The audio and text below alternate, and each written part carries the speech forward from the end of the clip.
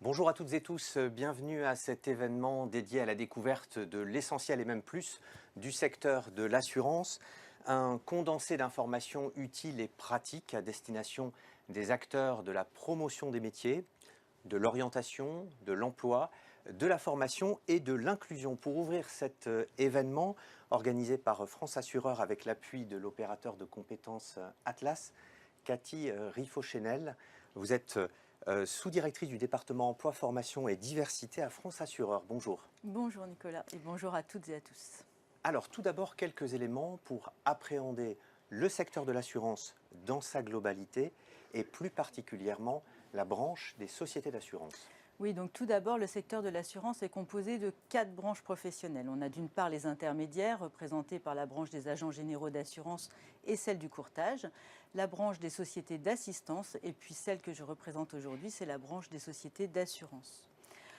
La branche des sociétés d'assurance donc, est représentée autour d'une fédération, c'est France Assureur, qui est composée de 247 entreprises d'assurance et qui représente à elle seule 99% de l'assurance du marché de l'assurance en France. Donc, composent ces entreprises les sociétés mutuelles d'assurance, mais également les sociétés anonymes et les banques assureurs. France Assureur s'est doté d'une raison d'être qui indique bien en fait l'ambition des assureurs autour de cette raison d'être, qui est mobiliser toutes les énergies de l'assurance pour faire avancer la société en confiance. Mobiliser, on l'aura compris, c'est mobiliser évidemment les collaborateurs, mais mobiliser aussi tous les membres de France Assureur et mobiliser tout l'écosystème. Et puis l'assurance ne saurait exister sans cette confiance qui est nécessaire autour d'une ambition commune et partagée. Donc voilà pour la raison d'être, on va voir les principales missions de France Assureur.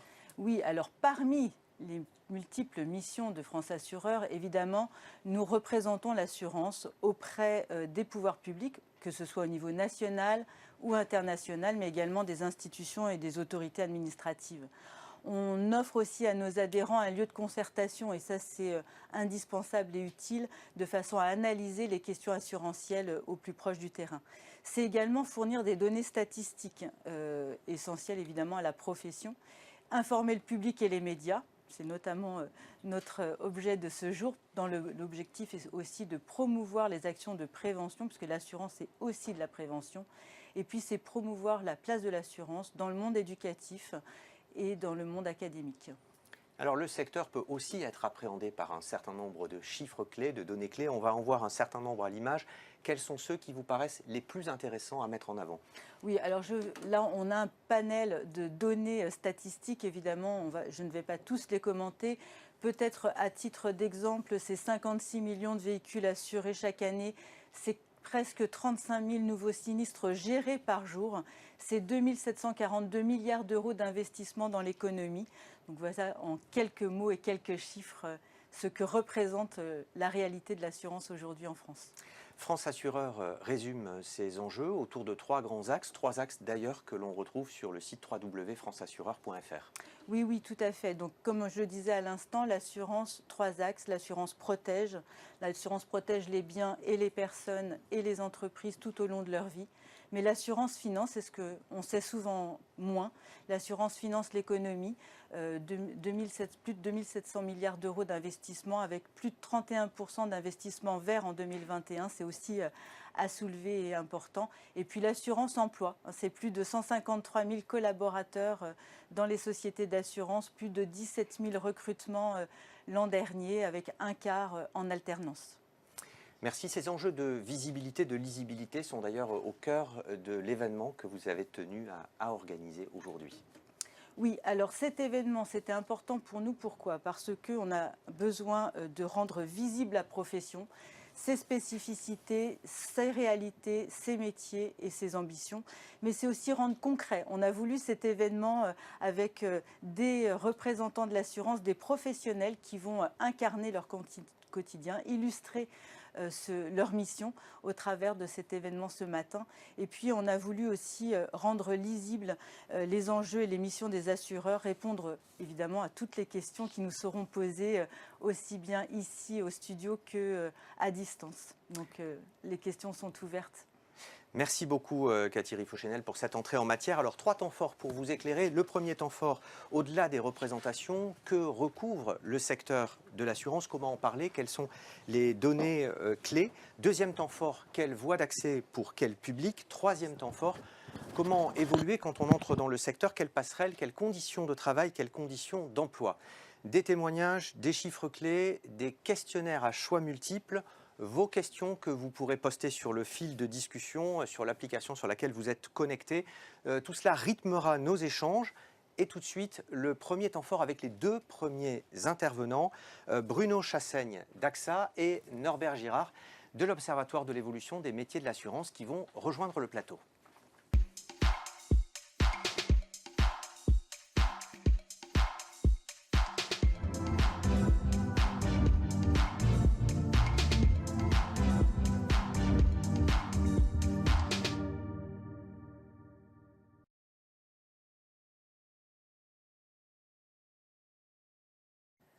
Premier temps fort, l'assurance, ses contours, ses spécificités, ses métiers, ses besoins de recrutement sur des métiers classiques, des métiers émergents, des métiers rares.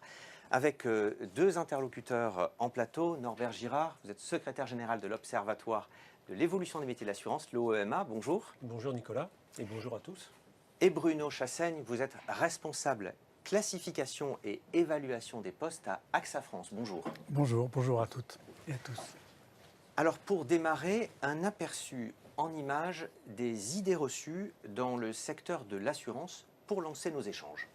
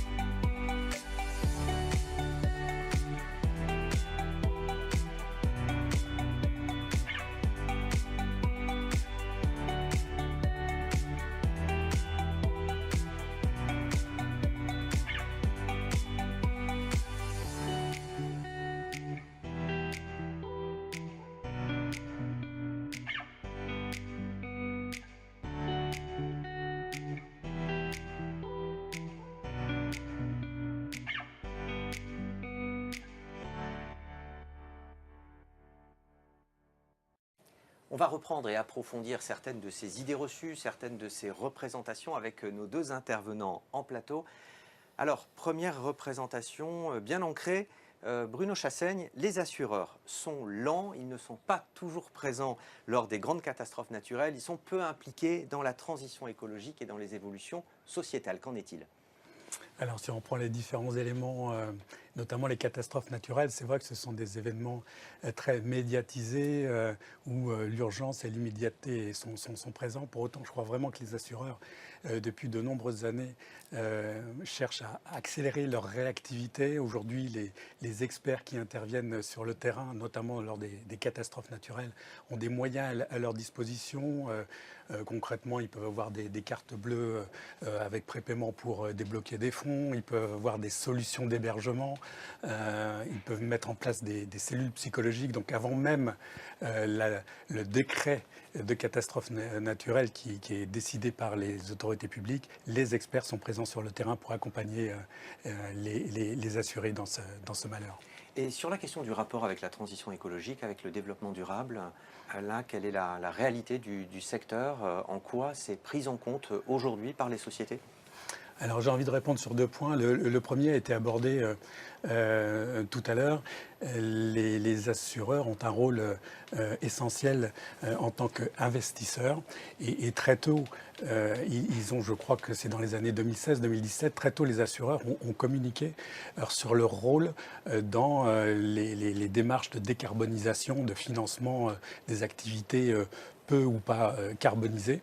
Et donc très tôt, c'est un secteur professionnel qui a été présent à ce rendez-vous. Donc là, c'est sur le rôle plus institutionnel et financement institutionnel.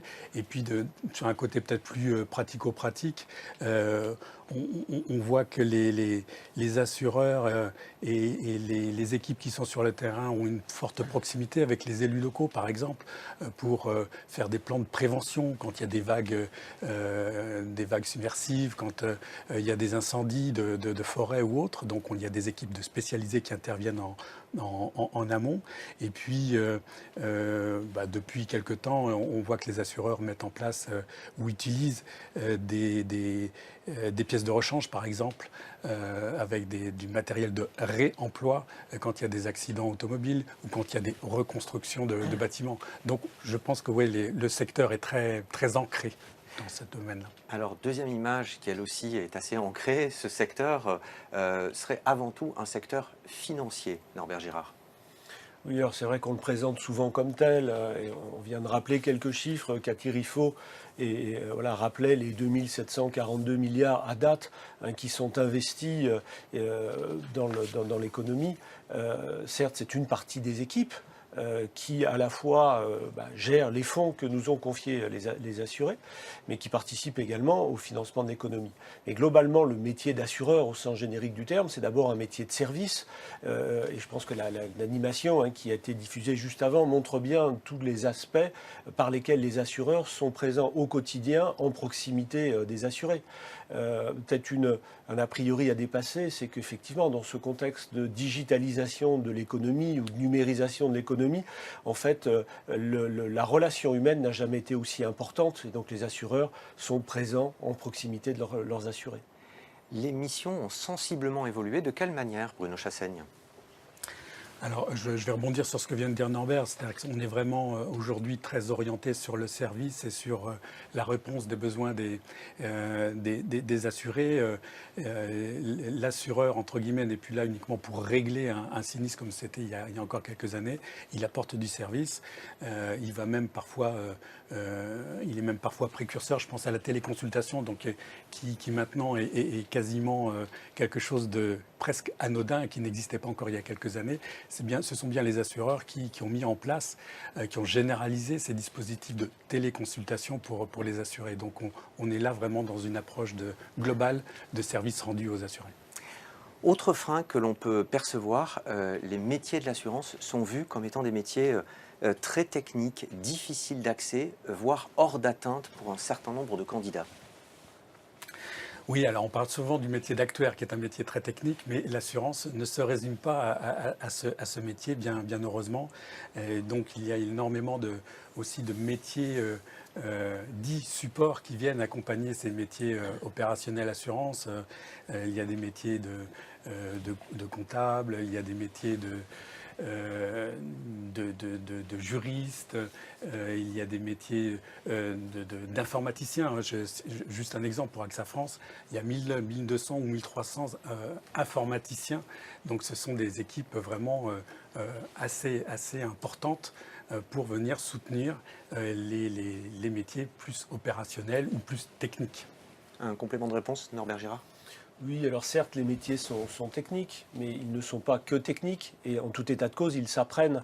On parle beaucoup de soft skills aujourd'hui, tout ce qui est compétences comportementales, relationnelles, cognitives, situationnelles, pédagogiques. C'est un ensemble de compétences à maîtriser, parce que la finalité de notre métier, pour le dire d'une manière un peu raccourcie, c'est pas d'envoyer un chèque à celui qui n'a pas eu de chance, c'est de l'accompagner dès l'amont pour bien définir son besoin de couverture assurantielle, s'assurer tout au long de la vie du contrat qu'on est toujours en phase avec ses besoins de couverture, et malheureusement, si un sinistre survient, être présent à proximité du client pour l'accompagner au sortir du problème qu'il rencontre. Oui, et finalement, on perçoit souvent l'assurance à travers deux de ses métiers principaux, vendre des contrats, gérer les sinistres. Vous démontrez que ça va bien au-delà l'un et l'autre. Oui, tout à fait. J'ai envie de donner peut-être une anecdote ou un exemple. Il y a quelque temps, j'étais intervenu avec un collègue dans une université où le public était composé de juristes qui étaient en Master 2. Et j'étais avec un de mes collègues qui était un ancien avocat. Et les personnes qui étaient présentes, les étudiants qui étaient présents, découvraient que dans le monde de l'assurance, il y avait aussi des avocats, il y avait aussi des juristes. Donc voilà, l'assurance, ce n'est pas que le métier d'actuaire ou que ce ne sont pas que les métiers très techniques, comme vous le disiez. Norbert Girard? Oui, effectivement. Et puis, on a peut-être rencontré les mêmes juristes d'ailleurs. Mais c'est vrai que juriste, c'est à la fois un contenu technique, la connaissance du droit. Et le droit est vaste. Il y a plein de domaines où exercer. Le droit social, le droit des affaires, le droit des assurances, le droit civil surtout et principalement. Mais c'est aussi une méthodologie d'analyse des situations, des problématiques pour trouver des voies de passage et des voies de solution. Et il y a beaucoup de liens finalement dans la rationalité de l'analyse entre un juriste et un mathématicien ou un data scientist pour prendre un métier à la mode. Mais le cœur de métier, c'est les 2 tiers sur des techniques assurantielles, 1 tiers sur des fonctions support, comme Bruno le rappelait à l'instant. Merci beaucoup à tous les deux. Merci Bruno Chassaigne, Norbert Girard, vous restez avec moi en studio et on va accueillir à présent Mathieu Carrier d'Atlas pour évoquer ensemble les données emploi, métiers et besoins de recrutement.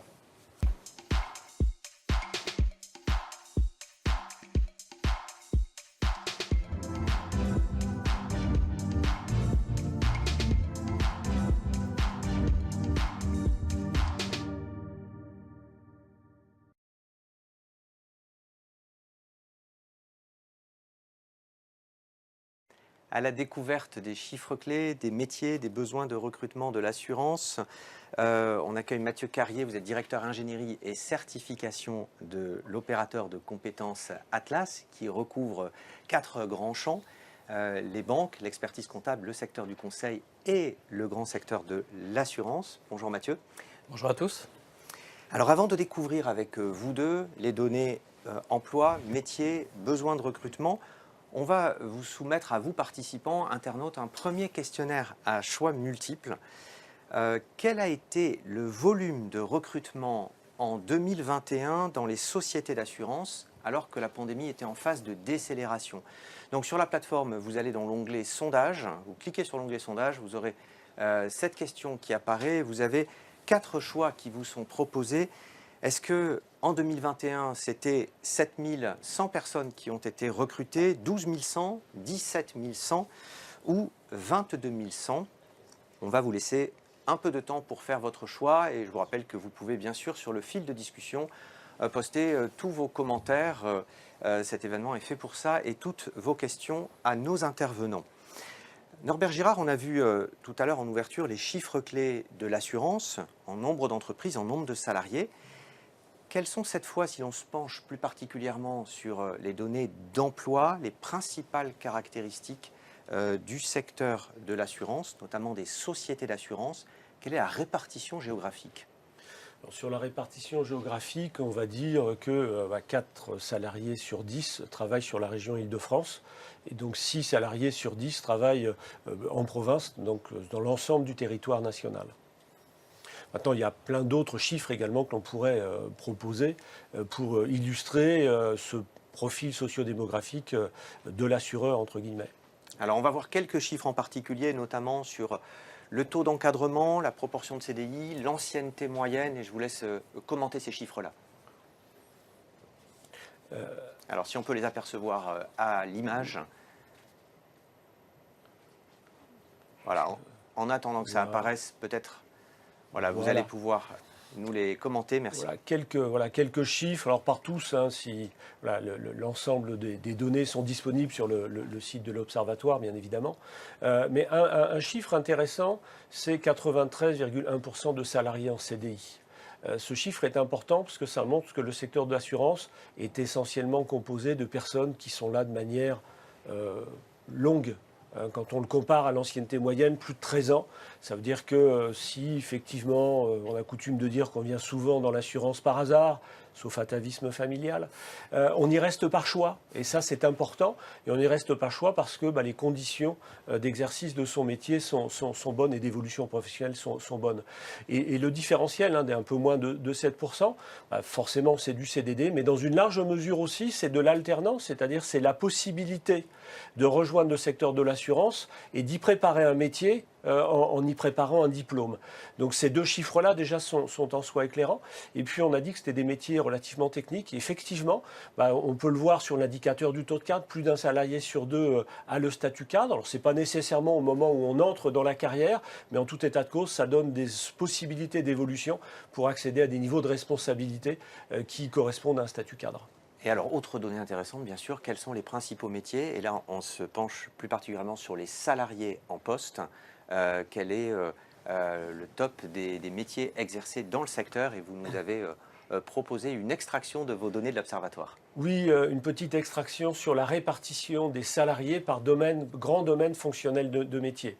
Donc on a une nomenclature de branches qui a été adoptée par toute la profession au niveau des sociétés d'assurance. On a mis, qui se décompose en 14 grands domaines fonctionnels. On voit dans une couleur un peu plus sombre, orange, ce qui correspond au métier cœur. Le métier cœur correspond au cycle d'activité économique de l'assurance. On conçoit les produits, on les distribue et ensuite on les gère, ce qui inclut à la fois la gestion des contrats, mais aussi la prise en charge des dossiers sinistres. Et puis on a toutes les fonctions support qu'on a déjà citées pour partie tout à l'heure, qui constituent un tiers grosso modo des effectifs. Et donc dans cette répartition, on a un gros tiers qui sont des métiers liés à la distribution, au développement commercial. Les métiers de l'indemnisation aussi sont très importants et en croissance parce que les assureurs investissent beaucoup sur cette fonction d'accueil des sinistrés avec toute la charge émotionnelle qui accompagne la survenance d'un sinistre et les inquiétudes que l'on peut avoir à ce moment-là. Et puis on a aussi les systèmes d'information. On recrute beaucoup d'informaticiens également parce qu'on a des gros systèmes à gérer, surtout avec les problématiques actuelles qui sont liées à la sécurité. Et puis après, je ne vais pas décliner tout le panel des métiers qu'ils composent, mais voilà en gros comment se répartissent les 153 300 salariés au 31 décembre 2021. Et intéressant de voir effectivement que les systèmes d'information arrivent en 3e position, donc sur le podium. On va découvrir la réponse des participants au webinaire sur le nombre de recrutements qui ont été réalisés dans la branche des sociétés d'assurance en 2021. Donc voilà, si on veut bien afficher le résultat. Donc pour voir en fait ce résultat s'afficher, vous retournez dans l'onglet sondage et vous allez apercevoir le pourcentage qui va apparaître. Donc encore quelques instants pour faire apparaître la bonne réponse, la réponse que vous avez choisie. Vous aviez 4 possibilités: 7 100 recrutements en 2021, 12 100 recrutements, 17 100 ou 22 100 réalisés sur l'ensemble de l'année 2021. Donc apparemment le système, la plateforme a un petit coup de chaud et a du mal à vous délivrer la réponse que vous avez choisie pour ce questionnaire à choix multiples. On va en attendant poursuivre notre discussion et je pense qu'on devrait avoir d'ici une poignée de secondes, quelques dizaines de secondes le résultat. Mathieu Carrier, on va faire un focus plus détaillé sur les offres d'emploi. Vous avez en fait agrégé un certain nombre de données qui permettent de voir combien, toujours sur l'année 2021, d'offres ont été proposées par les sociétés d'assurance, données agrégées sur un ensemble de plateformes. Oui, tout à fait. Nous essayons de récolter l'ensemble des offres d'emploi qui sont publiées à Pôle emploi, à l'APEC, mais l'ensemble du coup des job boards. On essaye de retraiter du coup l'ensemble de ces offres d'emploi et d'en faire ressortir quelques tendances pour l'ensemble de nos secteurs. Concernant du coup les sociétés d'assurance, on a repéré 35 000 offres d'emploi pour l'année 2021 qui inclut du coup des CDI, des CDD, mais on inclut également des offres d'emploi dans le cadre de l'alternance, également des stages longs. Ce qui est intéressant de voir, c'est surtout du coup la tendance qui est haussière sur les dernières années. On a presque un doublement de ces offres d'emploi en 5 ans. Et aujourd'hui, un doublement quasiment, enfin plus 50%, pardon, par rapport à l'année 2020 qui était une année un peu particulière. Et quand on regarde dans le contenu de ces offres d'emploi, on s'aperçoit qu'il y a 62% d'offres d'emploi qui visent un CDI, un tiers de ces offres d'emploi qui se situent du coup en Île-de-France. Ça vient corroborer les propos de Norbert. Et quand on regarde du coup les niveaux de diplôme qui sont attendus dans le cadre de ces offres d'emploi, pour un peu moins de la moitié, on est sur un niveau Bac+2, BTS, DUT, et à peu près la moitié également pour des niveaux soit licence, soit master. Alors, on a la réponse qui s'est affichée sur la plateforme sur laquelle vous êtes tous connectés. 44% d'entre vous pensent que c'est 17 100 recrutements en 2021. À vrai dire, on a affaire à des connaisseurs, Norbert Girard. Oui, visiblement, oui. C'est la bonne réponse. En effet, 17 100 recrutements réalisés tout au long de l'année 2021. Un chiffre qui est en hausse, malgré la crise. Voilà, on voit la diapositive apparaître. Donc, des recrutements qui sont en hausse d'année en année, qui correspond à un pourcentage de 11%, le taux de renouvellement.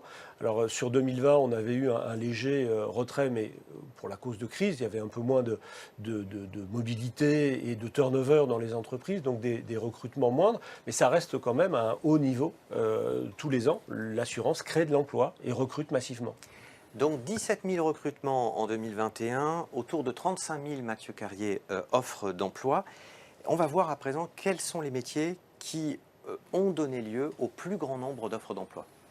Oui, tout à fait. Alors, nous essayons de classer du coup l'ensemble de ces offres d'emploi selon un référentiel qui est propre du coup à l'OBCO pour agréger des métiers à grande maille. Ils sont beaucoup moins bien décrits et fins que ce que nous fait l'Observatoire, mais ça nous permet d'avoir des indicateurs globaux. Et à travers ces 5 métiers ou métamétiers, comme on les appelle, on retrouve à peu près un tiers des offres d'emploi qui sont publiées, avec en première position du coup le conseiller commercial, un peu plus de 3000 offres d'emploi publiées. En deuxième position, le chargé de clientèle. Ça vient là aussi en cohérence avec les propos qui ont été évoqués depuis ce matin. En quatrième position, le chargé d'affaires en assurance. Cinquième position, le conseiller en assurance. Et puis, à cinquième place, le développeur solutions digitales, donc qu'on n'attend pas forcément dans le secteur de l'assurance. Et en fait, c'est révélateur de la transformation de ce secteur, des forts besoins. On va le voir notamment dans les logiques d'hybridation de la relation client. Les métiers de l'assurance sont fortement impactés, on le sait, par la transition numérique. L'OBCO a mené une étude auprès des 4 branches du secteur de l'assurance sur les métiers et sur l'impact sur les compétences attendues. Et vous avez identifié 5 grandes transformations. Oui, tout à fait. Alors, c'est 5 mutations qu'on a repérées avec nos 4 branches professionnelles de l'assurance. Ces 4 mutations, quelles sont-elles ? Un, je l'ai évoqué, la question de l'hybridation de la relation client. C'est ce qu'on a tous vécu dans nos vies personnelles et aujourd'hui, on est habitué à avoir une plateforme dans la relation du coup avec nos assurances qu'on a tous dans nos vies privées. Deuxième mutation qu'on a repérée, c'est l'automatisation de tâches simples, notamment grâce à l'intelligence artificielle, le traitement de facturation, d'analyse de données et de traitement automatisé. Troisième mutation qu'on a repérée, c'est l'accélération de l'usage des objets connectés, l'Internet des objets, qui permet de capter un grand volume de données. Et c'est notre 4e mutation. Le fait de disposer d'un gros volume de données permet du coup d'avoir une analyse qui soit plus fine. Et c'est très important dans les métiers de l'assurance pour pouvoir définir le juste contrat pour couvrir les individus et les entreprises. Et puis, 5e mutation, là aussi ça a été évoqué par Norbert, un enjeu de protection accrue des données, donc des enjeux autour de la cybersécurité qui sont croissants. Ces transformations font bien sûr évoluer les compétences attendues pour un très grand nombre de métiers, mais il y a aussi l'émergence de quelques nouveaux métiers, quelques exemples. Oui, alors tout à fait. Alors c'est dans le cycle des produits de l'assurance, il y a deux aspects qui sont en évolution forte, notamment la conception de l'offre. Aujourd'hui qui évolue fortement avec du coup des métiers émergents qui apparaissent et sur lesquels il y a des besoins en recrutement, les UX, UI designers, les responsables de l'expérience client qui vont redéfinir aussi ces plateformes que j'évoquais, mais aussi tout le parcours client des individus. Et puis des data scientists, là ça fait écho du coup au traitement des données en masse qui vont permettre d'afficher, de proposer des contrats les plus adaptés et puis pouvoir faire de ce qu'on appelle du prédictif dans la conception de l'offre. Et puis à l'autre côté, dans les métiers transverses, là aussi des métiers qui accompagnent la transformation digitale, le responsable de la sécurité et des systèmes d'information, du développement de chefs de projet systèmes d'information, et puis tout ce qui va être autour aussi de l'Internet des objets qui ont été évoqués dans les facteurs de mutation du secteur. Vous avez mentionné, Mathieu, l'UX designer. Alors, de quoi s'agit-il? Quelles sont ses missions? Réponse en images avec un jeune salarié qui occupe la fonction.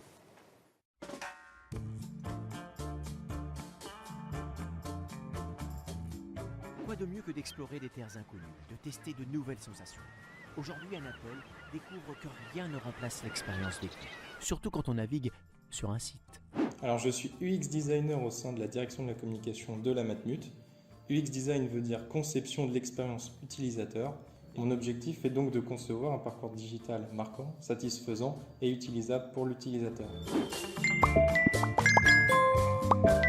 Pour prendre un cas concret, j'ai d'abord établi une procédure d'exploration du projet avec les différents métiers pour recueillir les besoins et les contraintes des utilisateurs, mais aussi des différents métiers de l'assurance. Donc on va réunir toutes les forces de chacun pour concevoir une expérience optimale. Dans un premier temps, on établit des fiches d'utilisateurs cibles avec des personnes fictives basées sur des données réelles que l'on appelle des personas, donc basées sur de la recherche utilisateur. Ça peut être une maman de 35 ans qui cherche une assurance scolaire, ou bien un jeune couple cherchant à assurer son logement. Au total, il y a 28 vidéos comme celle-ci, des vidéos métiers, des motion design, des interviews qui sont visionnables sur le site J'assure mon futur. Il faut que vous alliez sur l'onglet ressources documentaires. Alors n'hésitez pas, hein, je vous le redis, si jamais vous avez des questions, des commentaires, des précisions, nos intervenants sont là pour vous apporter ces éclairages. Alors il y a également d'autres métiers émergents, en plus de ceux qu'on a cités, des métiers peu connus et pourtant des métiers essentiels. Alors si l'on vous dit case manager, cela évoque pour vous quel métier? Je vais vous inviter à nouveau à cliquer sur l'onglet sondage pour prendre le temps de lire cette question et les 4 réponses qui vous sont proposées. Alors case manager, c'est le responsable de l'optimisation du rangement dans les organisations flex office. Ou alors c'est le coordinateur référent des sinistres corporels graves. Troisième solution, un actuaire spécialisé dans les scénarios de stress test. Et enfin, quatrième possibilité, l'interlocuteur référent des managers dans leur activité de management au quotidien. Alors voilà, vous avez 2 heures pour plancher, non, quelques dizaines de secondes pour réfléchir et fournir votre réponse à cette question sur ce qu'est le case manager.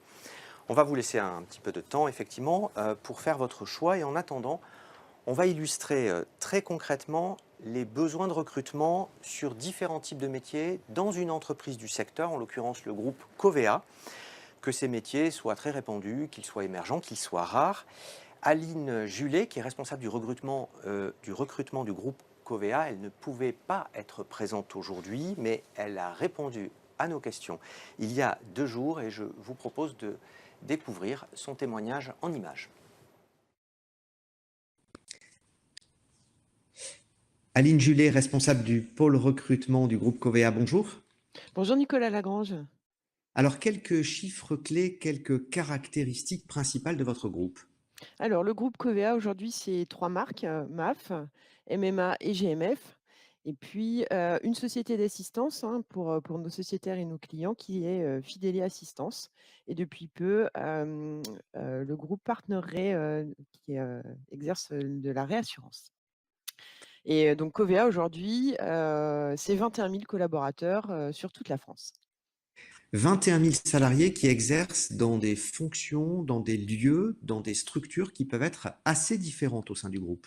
Exactement. On a 2 500 points de vente, donc nos agences qui sont là pour accueillir, nos clients et puis, on a également, des plateaux téléphoniques, de vente, hein, voilà, répartis, sur, les plus grosses villes de France, les 10-11 plus grosses villes de France.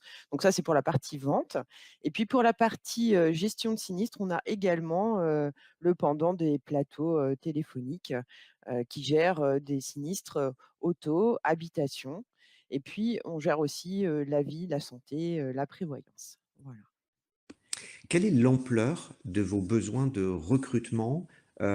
Comment ces besoins-là se caractérisent-ils depuis quelques années?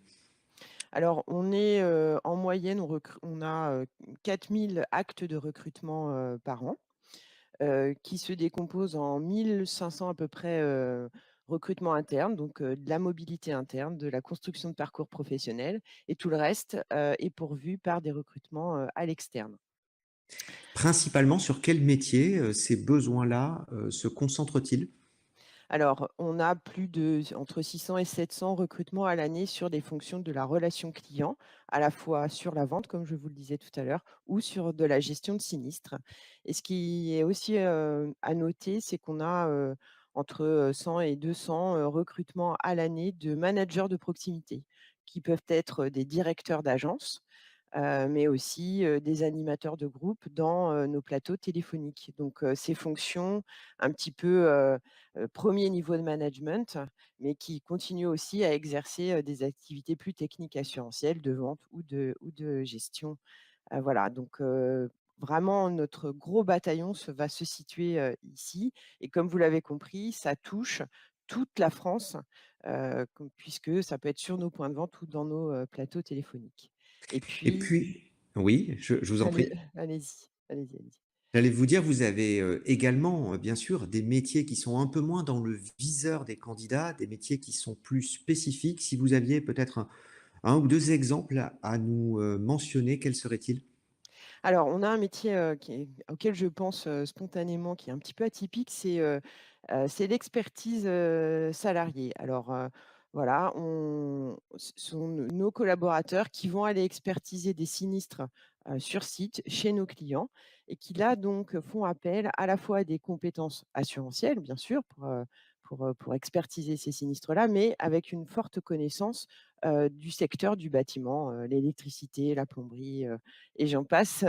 Voilà et donc voilà, ce métier est un métier, assez rare parce que, chez beaucoup de nos concurrents, il est pratiqué via des compagnies, libérales, hein, on va dire, des indépendants. Chez nous, ces personnes sont salariées, du groupe. Donc voilà, un métier un peu atypique qui fait appel à la fois des compétences, assurantielles, mais aussi, du bâtiment pour lesquelles on pourrait envisager aussi, voilà des reconversions, intéressantes. Oui, Parce et vous qu'aujourd'hui avez du mal d'ailleurs à pourvoir ces postes-là, donc peut-être que des liens, des partenariats plus étroits avec les prescripteurs pourraient être, intéressants, pour, arriver à trouver des candidats. Autre illustration, autre exemple de métier spécifique? on a, on va dire tous les métiers émergents autour de la data. Alors aujourd'hui, on entend beaucoup, beaucoup parler de ces métiers-là, hein, et on les imagine surtout dans les SI, dans l'informatique, mais pas que en fait. On va retrouver, des data scientists, des actuaires, des auditeurs internes qui vont toucher à ces métiers de l'analyse de la donnée, dans nos directions comme, la DG Finance chez nous, mais l'audit interne, notre direction des risques et peut-être aussi dans des directions pour lesquelles on a aussi du mal à les imaginer, mais l'ARH, par exemple, pour tout le suivi des données sociales de l'entreprise. Voilà, ces métiers-là, aujourd'hui, sont vraiment des métiers émergents et pour lesquels on a une volumétrie assez intéressante de recrutement. Et alors, la spécificité chez nous, c'est qu'on va les retrouver plutôt, dans des lieux, spécifiques qui vont être, Niort, Le Mans, Levallois ou même au siège social, à Paris, hein, autour de Saint-Lazare puisque, ce sont les anciennes, c'est là où se concentrent toutes, nos fonctions, dites support. Donc, voilà, ce sont, des métiers, vraiment pour lesquels aujourd'hui, ben, l'activité assurantielle est comme beaucoup, hein, va tourner autour de la gestion de cette donnée, à la fois pour faire de la prédiction, mais aussi pour bien comprendre comment réagissent nos clients, notre marché et même, nos intempéries. Voilà, tout est Mais- aujourd'hui, modélisé. Merci beaucoup, Aline Julet, pour votre témoignage et ces précisions. Merci Nicolas, à bientôt. Voilà pour le focus sur les besoins de recrutement de Covea. Alors on va revenir à notre questionnaire à choix multiples sur le métier de case manager. Qu'avez-vous répondu? On va apercevoir vos réponses. Alors vous pensez à 57% qu'il s'agit de l'interlocuteur référent des managers dans leur activité de management au quotidien. Et ensuite, un tiers d'entre vous pense que c'est un coordinateur référent des sinistres corporels graves. Norbert Girard. Oui, effectivement. Alors, ce n'est pas celui qui s'occupe de ranger dans les petites cases, même si l'anglicisme pouvait le laisser penser. Non, c'est en fait la personne qui est en charge de la coordination de tout ce qui va se mettre en place pour accompagner la victime d'un accident corporel grave. Par exemple, suite à un sinistre corporel, je disais tout à l'heure, hein, notre métier, ce n'est pas de se contenter, entre guillemets, d'envoyer un chèque à celui qui n'a pas eu de chance, c'est de mettre en place, par exemple, si la personne est lourdement handicapée, qui a besoin de faire des aménagements dans la maison, c'est trouver l'architecte, les artisans qui mettront en place ce qui est nécessaire, c'est d'accompagner les victimes s'il y a des démarches administratives à faire. Si c'est un enfant, c'est trouver un répétiteur qui lui permette d'éviter de perdre la possibilité de suivre ses cours et de continuer ses études. Voilà, c'est un ensemble de choses qui coordonnent l'accompagnement de la victime dans ces cas les plus graves. Donc, ça n'est pas l'interlocuteur référent des managers pour leur management au quotidien. Non, c'est quelqu'un d'autre. Comme vous le pensiez majoritairement, mais à vrai dire, la question était un peu compliquée parce que c'est un métier, effectivement, qui est assez peu connu. C'est ce coordinateur référent. En tout cas, dans le des contexte de sinistres l'assurance. corporels. Merci beaucoup Norbert Girard. Mathieu Carrier, vous restez sur le plateau avec moi pour le deuxième temps fort, cette fois sur les voies d'accès au secteur de l'assurance et sur les publics potentiels avec deux intervenants qui vont nous rejoindre, Philippe Mosnier de France Assureur en plateau en studio et Sylvie Avry de Pôle emploi qui sera à distance.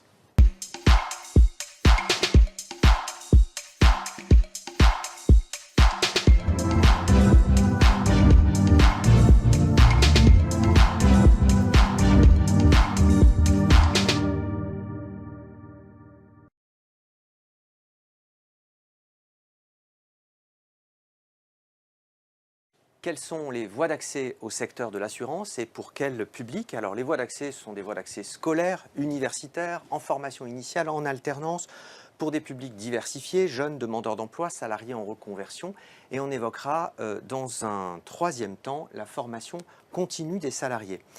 Trois intervenants pour nous éclairer sur les voies d'accès et les moyens de favoriser la rencontre entre l'offre et la demande. Mathieu Carrier, Philippe Mosnier. Alors Philippe Mosnier, vous êtes responsable de secteur d'études à France Assureur. Bonjour. Bonjour.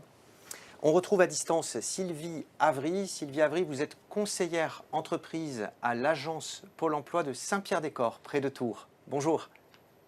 Exactement, bonjour à tous. On devait avoir une quatrième intervenante, Nathalie Hugo, consultante relations institutionnelles et partenariats avec les branches et les OPCO à l'APEC. Malheureusement, elle a eu un empêchement de dernière minute et vous prie d'excuser son absence. Avant de faire le point sur l'offre de formation existante, sur les profils attendus des candidats, une nouvelle question à vous poser. Quel est l'âge médian de recrutement dans le secteur de l'assurance? Donc 50% des salariés étant recrutés au-dessus de cet âge et 50% en deçà de cet âge. 4 réponses possibles. 22 ans, 25 ans, 28 ans ou 31 ans. Voilà, on vous laisse le temps de choisir ce qui vous semble être la bonne réponse. On va démarrer en attendant avec vous, Philippe Mosnier, sur quelques grandes caractéristiques du secteur en termes de niveau d'entrée, de grands domaines de formation des salariés qui sont déjà en poste et des niveaux de formation que détiennent ces salariés. Alors, une première généralité, c'est qu'à la diversité des métiers correspond également une diversité des certifications, des niveaux de qualification et des parcours de formation qui peuvent intéresser les employeurs en fonction de leurs besoins de compétences. Si on regarde aujourd'hui sur la diapo, on vous a mis quelques chiffres. Si on prend au niveau de l'ensemble des salariés dans les sociétés d'assurance, ils se répartissent à peu près 50% à un diplôme, on va dire plutôt dans un domaine assurantiel, et 50% plutôt dans un autre domaine plus généraliste, plus transverse. Au niveau des niveaux de qualification, alors on est un secteur évidemment qui a un niveau de qualification qui est élevé. Ce qu'on constate, c'est que Bac plus 2, 32%, Bac plus 3 à peu près 30%, Bac plus 5, 22%. Et avec une tendance qui va grandissante, notamment sur les niveaux Bac plus 3 et Bac plus 5. Là, on est sur une photographie sur l'ensemble des salariés. Si on prenait ces données sur les recrutements, ça serait encore plus marqué d'ailleurs en termes de Bac plus 3 et de Bac plus 5. Ce qu'on peut dire quand même malgré tout, c'est que même si on est un secteur au niveau de qualification élevé, on prend quand même des jeunes au niveau bac, mais là ça va être beaucoup plus, et Mathieu pourra l'illustrer, pour des formations en alternance, mais on peut prendre des jeunes dès le bac malgré tout. Alors si on examine l'offre de formation initiale, bien sûr on connaît quelques écoles spécialisées en général, mais en fait l'offre de formation est bien plus large. Quelques éléments clés à retenir. Alors, l'offre de formation, notamment en assurance, on va plutôt parler de cette offre spécifique à l'assurance, hein, parce que toute l'offre de formation plus généraliste, là, ça serait beaucoup plus long. En fait, les acteurs sont variés. On trouve tout un tas de types d'organismes, comme des lycées, comme les universités, des organismes de formation privés, et puis des CFA, et de plus en plus de CFA, puisque avec la loi Avenir Professionnel, maintenant on a la possibilité de déployer l'apprentissage quasiment sur toute l'offre de formation.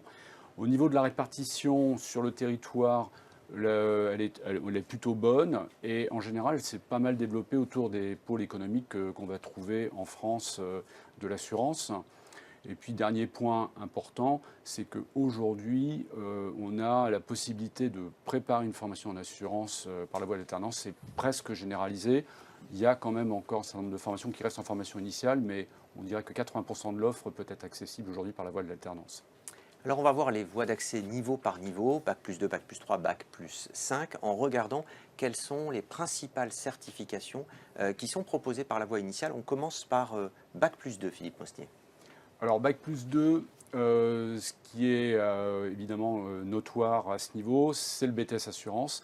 C'est vraiment la formation emblématique du secteur, qui est une formation qui permet de préparer sur les métiers de la relation client, relation avec les assurés, gestion des contrats, des opérations d'assurance. C'est aussi des jeunes qui peuvent faire des activités de souscription, d'indemnisation, plutôt sur des risques du particulier. C'est une formation qui est beaucoup déployée par les lycées, qu'on trouve en formation initiale sur toute la France, mais qu'on va trouver aussi dans des CFA, en apprentissage ou des organismes de formation privés. Au niveau Bac plus 2, d'autres formations plus spécifiques à l'assurance ou d'autres certifications plus spécifiques. Bon, on peut juste citer le certificat de qualification professionnelle chargé de relations clientèle assurance, excusez-moi. Alors, qui est un peu particulier, puisque en fait, ça ne correspond pas à une offre de formation, puisque c'est un diplôme, un titre, où, en fait, qui va être évalué en entreprise. Mais c'est bon à savoir, notamment pour le public qui nous écoute aujourd'hui, de savoir que les entreprises sont intéressées par ce certificat pour accueillir des personnels, des personnes chez elles. Et on va avoir l'occasion dans quelques minutes de faire un focus plus particulier justement sur ce CQP en contrat de professionnalisation. Voilà pour Bac plus 2. Pour Bac plus 3, quelles sont les principales certifications proposées ? Alors, à Bac plus 3, on est principalement sur des formations donc très professionnalisantes, telles que la licence professionnelle, notamment la licence professionnelle assurance banque finance, ou une formation qui était avant en Bac plus 2 et qui est passée à Bac plus 3, qui est le bachelor universitaire technologique, carrière juridique, sur une option patrimoine et finance. Donc là, on est sur des formations, des certifications qui vont préparer encore un peu sur des métiers qui peuvent être un peu similaires à ceux qu'on a vus précédemment, c'est-à-dire du conseil, de la vente en assurance, de la relation avec les assurés, de la gestion d'opérations d'assurance, de la souscription de l'indemnisation sur des risques standards, mais qui peuvent toucher un peu plus que le particulier. Ça peut être aussi des micro-entreprises ou des professionnels, artisans, commerçants. Ce qu'il faut noter, c'est que la licence professionnelle assurance banque finance est une licence, bon, comme l'indique son nom, qui est en fait un peu multisectorielle, puisqu'elle peut concerner à la fois l'assurance, la banque. Mais en France, un certain nombre d'universités ont déployé une offre qui va être plus dédiée à l'assurance, et certaines ont même carrément viser des métiers particuliers. On peut donner à titre d'exemple la licence des E-métiers de l'assurance et des services associés. Donc là, on voit bien, c'est pour former des jeunes sur l'ensemble des activités de l'assurance en lien avec la digitalisation du secteur. Ou une autre licence intéressante à noter aussi, qui est la licence de la gestion juridique des contrats d'assurance. Donc là, on est plus sur l'aspect juridique et traitement des opérations et des process juridiques de l'assurance. Toutes les deux, d'ailleurs, se font en apprentissage. Bon, tout ça, on retrouve ces informations sur le site internet. On en a fait un extrait à droite. Là, vous avez une capture d'écran, le site de France Assureur, où on a une cartographie des formations à l'assurance en France. Toutes formations confondues. Et on termine avec les certifications à Bac+5. Donc à Bac+5, alors déjà ce que je voulais dire aussi, c'est qu'à Bac+3, ça correspond quand même à une bonne part, plus d'un tiers des emplois. C'est vraiment une profession, un niveau de qualification qui intéresse vraiment la profession. Parfois les jeunes ont tendance à vouloir continuer au-delà. D'ailleurs, quelque chose que j'ai oublié de dire, c'est que la difficulté à Bac+2, c'est que si des professionnels voudraient avoir des BTS assurance, très souvent ils vont poursuivre leurs études. Bac+3, on trouve aussi cette démarche-là. Donc c'est compliqué de les fidéliser, parce que souvent, il y a, et on le retrouve beaucoup dans le changement des attendus des jeunes, ce souhait d'aller plus loin dans la certification. Complètement, et ce n'est pas forcément la réalité de l'emploi. Alors on est dans un secteur où il y a de la tension sur les besoins de recrutement sur l'ensemble des métiers, mais ceci dit, il faut quand même rappeler qu'à Bac+2 et à Bac+3, là il y a une bonne part des offres d'emploi. Alors à Bac+5, là ça va être plutôt... Là encore, des formations professionnalisantes en assurance, mais qui, au niveau des domaines, sont assez variées. On va trouver l'actuariat, on va trouver le commercial, notamment la gestion de patrimoine. On va trouver du juridique spécialisé en droit des assurances, l'économique financier, de la gestion des risques, du management. Donc là, avec tout un tas de formations, master déployés par les universités, Institut des assurances par exemple en droit des assurances, ou actuariat dans différentes universités en France ou grandes écoles, mais aussi du management. Il y a des titres, des titres professionnels de manager de l'assurance, de management de l'assurance. On a plus un certain nombre d'écoles comme l'IFPAS, comme l'ESA, comme l'ENAS, etc. Enfin, il y a pas mal de choses. Bon, les métiers, là, c'est plutôt des métiers plus qualifiés qu'on va trouver, en effet, dans nos secteurs, au niveau de l'actuariat, des conseillers en gestion de patrimoine, des chargés d'indemnisation sur des risques complexes, etc. Merci Philippe. Alors, on vient de voir l'offre de formation initiale hors apprentissage. On va voir cette fois, Mathieu Carrier, l'offre en apprentissage avec un outil complémentaire développé par Atlas. Sur le site J'assure mon futur, un outil qui est complémentaire à celui de France Assureur parce que c'est une cartographie de l'apprentissage, des formations en apprentissage. Oui, tout à fait. Vous retrouverez du coup sur le site J'assure cet outil qu'on appelle annuaire des formations et effectivement qui recense toutes les formations éligibles à l'apprentissage et qui facilite du coup l'intermédiation entre les entreprises, les CFA et les futurs salariés du secteur assurance. L'alternance s'est fortement développée, on le sait, ces dernières années, notamment dans le secteur de l'assurance. C'est devenu un levier de recrutement, un levier de fidélisation. Quel est le profil type des alternants, qu'ils soient apprentis ou en contrat de professionnalisation ? Alors on a un profil qui est un peu différent selon le type de contrat. Pour le contrat d'apprentissage, on a plutôt un équilibre de genre entre femmes et hommes. On a un profil type qui est âgé de 22 ans en moyenne, avec près d'un apprenti sur deux qui suit le BTS Assurance qui a été évoqué par Philippe et qui aujourd'hui réalise son contrat d'apprentissage majoritairement dans une grande entreprise. Concernant le contrat de professionnalisation, on a un public un peu plus féminin, une moyenne d'âge qui est un peu plus élevée, mais c'est lié au dispositif, qui est vraiment un dispositif d'insertion dans l'emploi. Et puis là, la première certification qui est mobilisée, c'est la certification de la branche, le CQP chargé de relations clientèle assurance, qui a aussi été évoqué par Philippe. Et dans les conditions d'emploi, on retrouve évidemment aussi les caractéristiques des entreprises, des sociétés d'assurance, qui sont majoritairement des grandes entreprises. Alors on va faire un focus un peu plus particulier sur l'apprentissage, qui est bien sûr largement majoritaire, sur les principales certifications suivies en apprentissage et sur les niveaux de diplôme associés. Oui, alors on a à peu près 30% des contrats en apprentissage financés par Atlas qui se retrouvent dans 10 certifications, 10 diplômes. On retrouve le BTS en assurance qu'on avait évoqué, on trouve des niveaux de Bac+5 de manière assez significative, nous, dans l'apprentissage, que ce soit sur l'actuariat, que ce soit du coup sur des masters un peu spécialisés. Et puis on retrouve largement du coup les licences professionnelles qui ont été évoquées précédemment. La différence peut-être entre du coup la population salariée aujourd'hui et la population des alternants, c'est que sur l'apprentissage et l'alternance de manière globale, on est vraiment sur une voie intermédiaire entre la formation initiale et l'emploi. Et du coup, on a beaucoup d'alternants qui sont en situation de bac plus 5. Donc 62% aujourd'hui de nos alternants préparent du coup un bac plus 5. 22% préparent un bac plus 3, 4 et 10% préparent un bac plus 2 de type BTS Assurance. Enfin, la dernière donnée clé, elle est cruciale, c'est la performance de l'alternance. Quelle est l'insertion 6 mois après l'obtention du diplôme? Il se trouve que vous avez mené une vaste enquête sur le sujet auprès des alternants et que les données sont toutes fraîches, elles datent d'il y a quelques jours.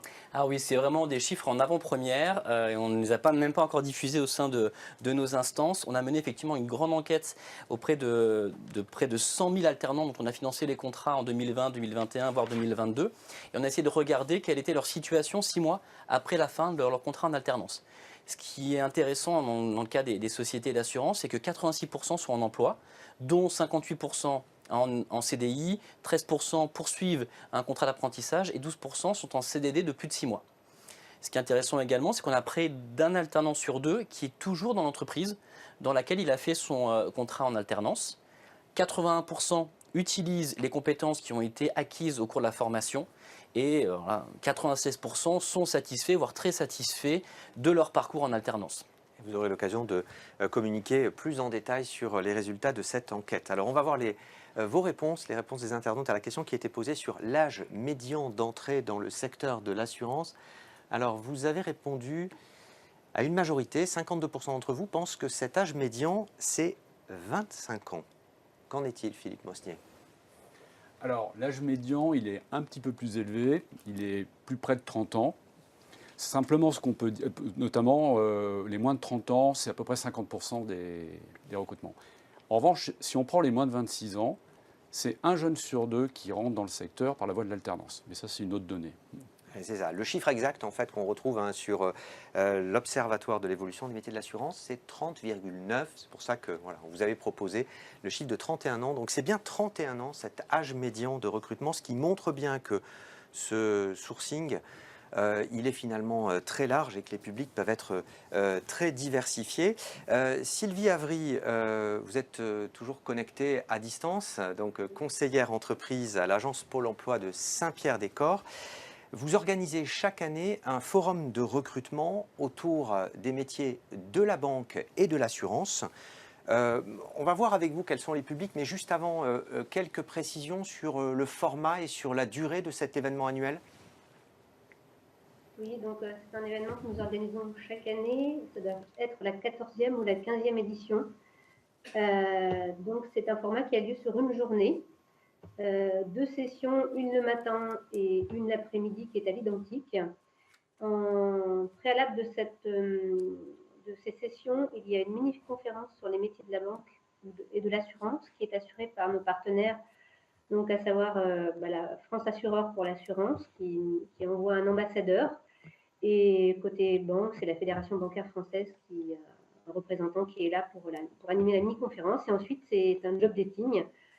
Donc, avec une vingtaine d'entreprises de la banque et de l'assurance qui sont présents ce jour-là. Alors, vous présélectionnez un certain nombre de candidats pour ce job dating. Quels sont justement les profils que vous accueillez? Alors, on va dire que globalement, on a des profils plutôt bac plus 2 et plus, voire bac plus 1 pour tout ce qui est profil téléconseiller sur plateforme, que ce soit banque ou assurance.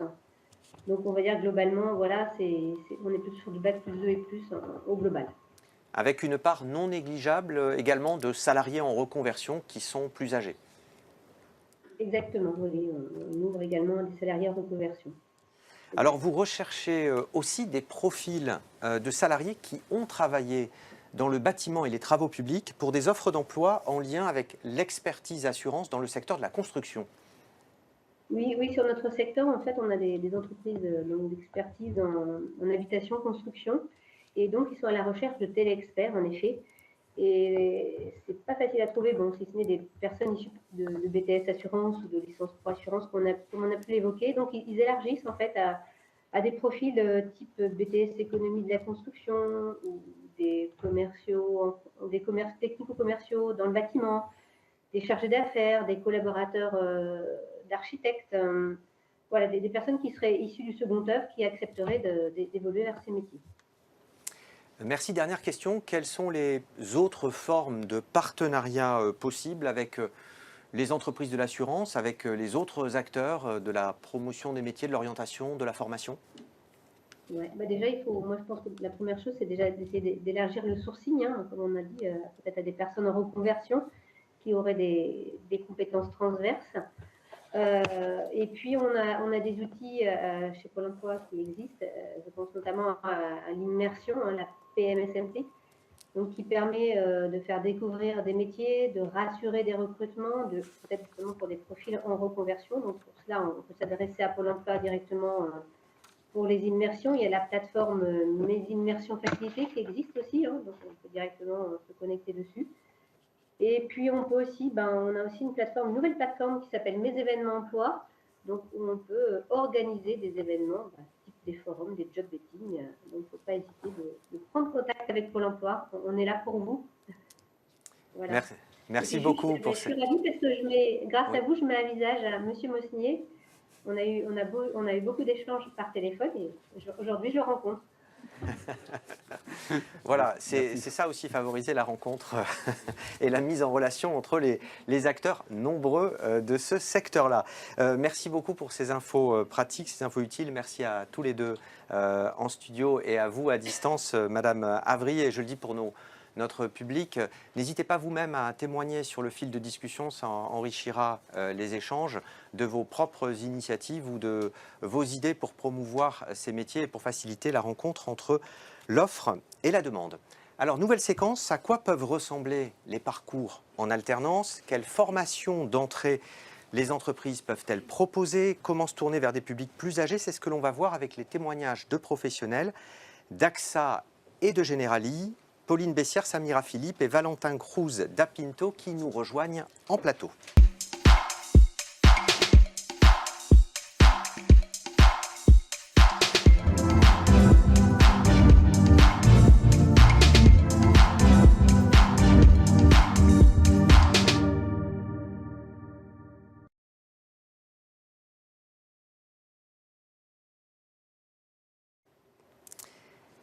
Les voies d'accès, les publics visés sont diversifiés. On va le voir concrètement avec des parcours internes, des parcours en apprentissage, des parcours en contrat pro pour des publics d'âge très différents ou encore avec des montées en compétences qui peuvent être proposées également à des publics réfugiés. Alors, nos trois intervenants, Pauline Bessière, responsable RH du recrutement travail temporaire à Generali, bonjour.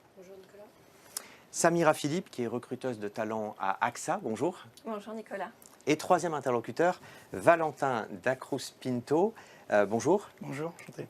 Vous êtes alternant en Master 2, je lis mes notes parce que c'est précis, Management de l'assurance, et vous êtes souscripteur épargne entreprise middle market chez AXA. Alors on va démarrer avec vous, Pauline Bessière. Vous misez beaucoup sur l'alternance à Generali France. Pour être précis, concret, sur quel type de poste et pour quel type de débouché? Alors, Generali, effectivement, mise sur les jeunes avec une diversité de profils et de métiers.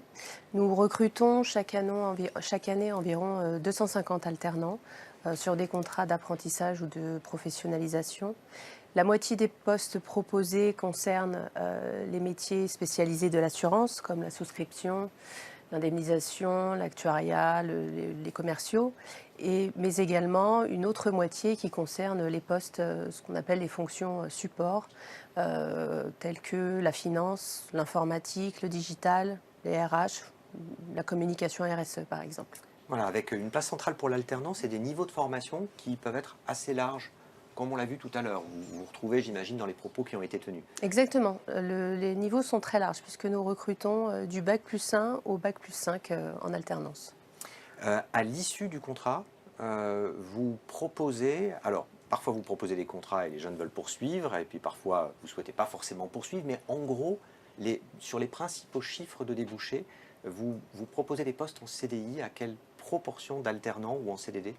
On va dire qu'on propose un quart des postes en CDI, à la fin du parcours de formation. Et puis, nous proposons également des postes en CDD pour une première expérience professionnelle aussi. Alors, question intéressante pour nos auditeurs, téléspectateurs. Quels sont vos canaux de recrutement et est-ce que vous avez des zones géographiques privilégiées? Alors, nous avons des canaux de recrutement assez larges, des canaux classiques tels que notre site Carrière Générali sur lequel on diffuse toutes nos offres d'emploi et notamment les offres en alternance. Nous utilisons bien évidemment des plateformes de recrutement comme Job Teaser qui est très ciblé sur l'alternance, mais aussi un certain nombre d'autres job boards. Nous participons également à de nombreux forums de recrutement, de forums écoles, que ce soit en Île-de-France ou sur toute la France. Pardon. Et puis, notre service Relations Écoles travaille également sur le partenariat avec des associations telles que Capital Filles, Arpège, Article 1. Voilà à peu près le panel de recrutement. Avec une répartition voilà, sur bien sûr tout le territoire, mais avec quelques zones plus particulières, notamment en lien avec vos plateformes. Exactement. On a une concentration évidemment de postes proposés sur l'Île-de-France et Saint-Denis en particulier, mais nous sommes présents de toute façon sur toute la France, de Lille à Nantes avec notre plateforme Actuaria Informatique, et puis Lyon, Marseille, Bordeaux. Merci Valentin Dacros-Pinto. On disait tout à l'heure, donc vous êtes alternant, vous avez 23 ans, vous êtes chez AXA. Quelques mots sur votre parcours. Comment êtes-vous entré dans le secteur de l'assurance? Alors j'ai un parcours assez, on peut appeler ça assez atypique, puisque j'ai fait un bac S spécialité mathématiques, et puis je suis un ancien sportif de haut niveau également, donc dans le domaine du football. Donc après mon bac, j'ai décidé de faire un an, de me concentrer dessus. Et à la suite de choix, à la suite de situation, à la suite de niveau scolaire également, j'ai décidé de reprendre mes études. Et je pense que j'étais un peu comme tout le monde, je ne savais pas quoi faire. Et je connaissais une personne du domaine de l'assurance qui m'avait dit, et on l'a évoqué tout à l'heure, ne t'inquiète pas, on rentre dans l'assurance par hasard, on y reste par passion. Donc je l'ai pris au mot et je suis rentré. Et du coup, j'ai suivi un peu, comme vous expliquez depuis tout à l'heure, le parcours. J'ai fait un BTS assurance, puis une licence assurance, et enfin un master, dont je suis actuellement encore. Et l'intégralité de ce parcours s'est fait en alternance, après le bac. Hein. C'est ça, après le bac, dans différentes entreprises. J'ai commencé pour le début dans une entreprise type start-up, pour vraiment avoir l'ensemble du produit en main. Puis ensuite, durant ma deuxième année, j'ai décidé d'intégrer la mutuelle du logement qui était spécialisée dans l'assurance emprunteur, où j'étais plutôt chargé d'études. Je suis resté 2 ans dans cette entreprise. Et donc la BTS deuxième année et licence. Et puis, lors de mon intégration pour le master, j'ai intégré AXA dans l'équipe de souscription épargne retraite entreprise. Alors, vous êtes aujourd'hui un ambassadeur de l'alternance auprès de l'opérateur de compétences Atlas. Vous êtes sollicité de temps en temps sur des événements pour des témoignages à la fois sur l'assurance et sur l'alternance. Quelle est l'image du secteur aujourd'hui? Comment a-t-elle évolué? Est-ce qu'il y a des représentations qui vous semblent encore tenaces chez les jeunes? Tenace, je dirais qu'on a tous, avant, je peux discuter avec mes amis, on a tous cette image de l'assureur ou bureaucrate, derrière son bureau, aigri par son travail. Mais non du tout, ce n'est pas du tout ça, ça a bien évolué. Et justement, aujourd'hui, en discutant, on voit que le terme de sens dans son métier a beaucoup d'importance. Il y a une phrase que j'aime bien qui nous provient tout droit des Lloyds, qui est l'endroit où est né, entre guillemets, l'assurance.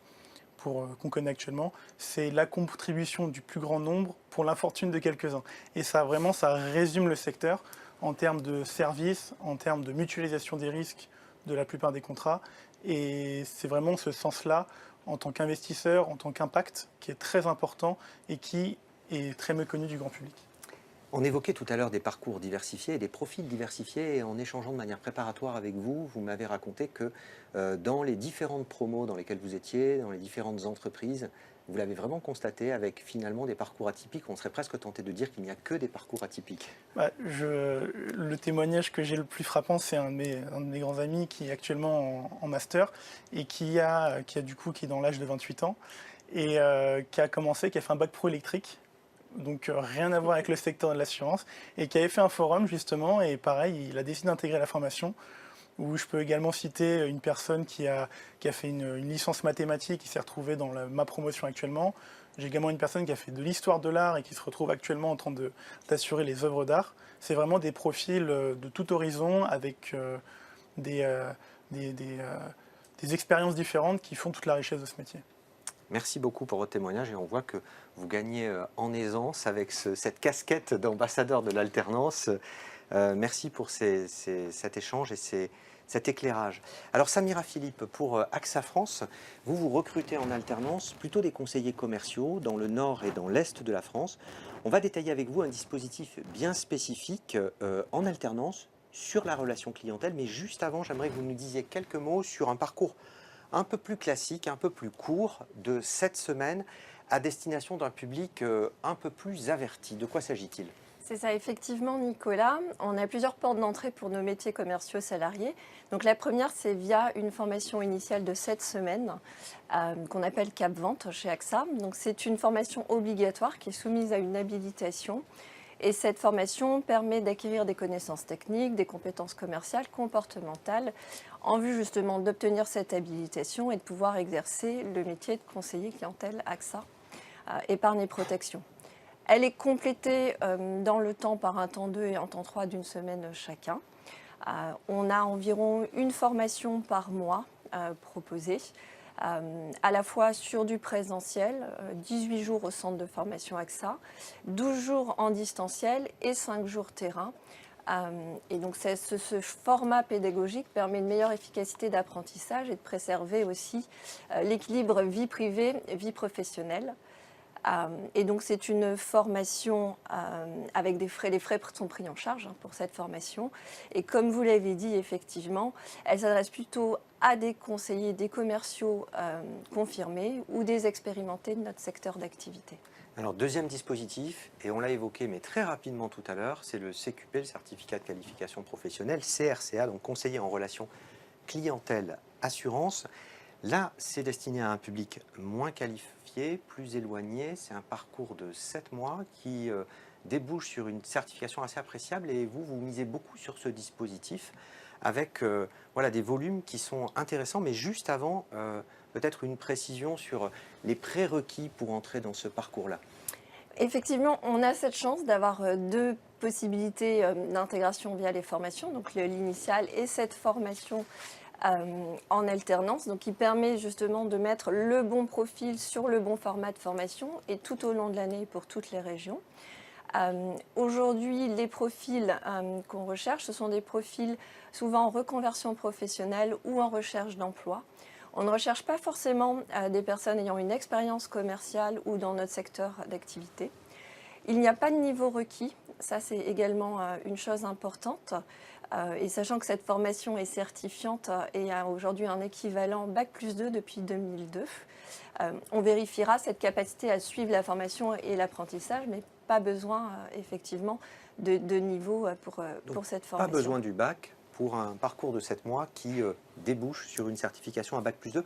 Combien de places par an est-ce que vous proposez pour ce parcours? Alors en 2022, en France, on avait 155 postes à pourvoir sur le format de contrat de qualification professionnelle, donc sur 9 promos, à la fois sur Lille, Lyon, Bordeaux, Angers et Marly, avec des formations qui ont débuté entre février et avril, qui sont aujourd'hui terminées, et des formations qui ont démarré entre septembre et octobre. Donc c'est une formation effectivement de 7 mois qui permet à la fois d'avoir cette habilitation et qui prépare au métier de conseiller de clientèle AXA, puisque notre objectif c'est de recruter à l'issue de cette formation les alternants qui ont suivi la formation. Avec des frais de déplacement, de logement, de repas qui sont pris en charge, on l'a dit, équivalence Bac+2. Sur les 150, les profils des candidats se répartissent de quelle manière et avec quels résultats d'insertion? Alors, on a vraiment des profils variés et c'est vraiment ce qui est intéressant dans cette formation, dans le contrat de qualification professionnelle. On va avoir à la fois des personnes qui ont déjà exercé des fonctions dans le commerce, mais pas spécialement sur le terrain ou avec de la prospection ou pas sur notre secteur d'activité. On va avoir des personnes en reconversion professionnelle. Par exemple, sur l'île cette année, on a un ancien gendarme, on a une ancienne enseignante, on a également un soigneur animalier qui a rejoint la formation. On va retrouver également des jeunes diplômés avec une première expérience professionnelle. Merci beaucoup, Pauline Bessière à Generali. Vous diversifiez votre sourcing et vous avez aussi conclu cette année, en 2022, début d'année, un partenariat avec Each One pour intégrer des publics réfugiés. Each One, une association qui accompagne précisément des publics réfugiés. Oui, tout à fait. Tout d'abord, il faut rappeler que l'axe majeur de nos politiques RH, c'est la promotion de la diversité et de l'égalité des chances. Notre fondation, The Human Safety Net, accompagne effectivement des personnes réfugiées qui souhaitent, qui ont le talent, qui ont la résilience pour créer soit leur propre entreprise, soit trouver un emploi. Il faut les aider, il faut les accompagner. Et donc nous avons signé cet accord, ce partenariat en 2022, et nous avons décidé d'accompagner une promotion de data analyst grâce à Each One. Alors, il y a 4 bénéficiaires de ce parcours qui ont suivi d'abord une préparation opérationnelle à l'emploi collectif que beaucoup d'entre vous connaissent, avec des modules de FLE, français langues étrangères, de savoir-être en entreprise, de coaching. Et puis après, entre juin et septembre, les 4 ont rejoint Generali. À partir de là, comment ça se passe? Quelles sont les modalités du parcours que vous leur proposez? Alors, les modalités du parcours, c'est un parcours classique d'alternance, puisqu'effectivement, ils ont suivi ces 3 mois de formation qui leur a donné les outils pour intégrer une entreprise en France, et puis les outils pour le métier du data analyst. Et ensuite, nous les avons intégrés aux équipes de Generali. Ils ont signé un contrat de professionnalisation. Ils sont tous arrivés sur un niveau de formation Bac+3. Ils sont donc présents là pour 2 ans pour suivre une formation sur le métier de data analyst. Avec des cours à distance qui sont dispensés par Open Classrooms. Exactement. Ils suivent tous leurs cours chez Open Classrooms. D'avoir des cours à distance, ça permet d'avoir une certaine souplesse dans leur planning, et d'être présent le plus possible également en entreprise, d'alterner. Et un tout petit mot sur les premiers retours après ces quelques mois de formation? Ils sont très positifs, très très positifs. Les alternants sont ravis d'avoir intégré notre entreprise, qu'on leur ait fait confiance et de montrer les compétences qu'ils avaient déjà avant leur arrivée en France. Et puis un retour très positif également des équipes qui les ont accueillis. Ils apportent une richesse culturelle tant sur le plan professionnel que le plan relationnel. C'est une vraie réussite. Merci beaucoup, mais merci à tous les 3 pour vos témoignages. Alors, autre public potentiel pour le secteur et non des moindres, ce sont les personnes bien sûr en situation de handicap. On va accueillir pour en parler 4 intervenants de France Assureur, de 100% Dynamique, de l'Arpège et de Cap Emploi 75.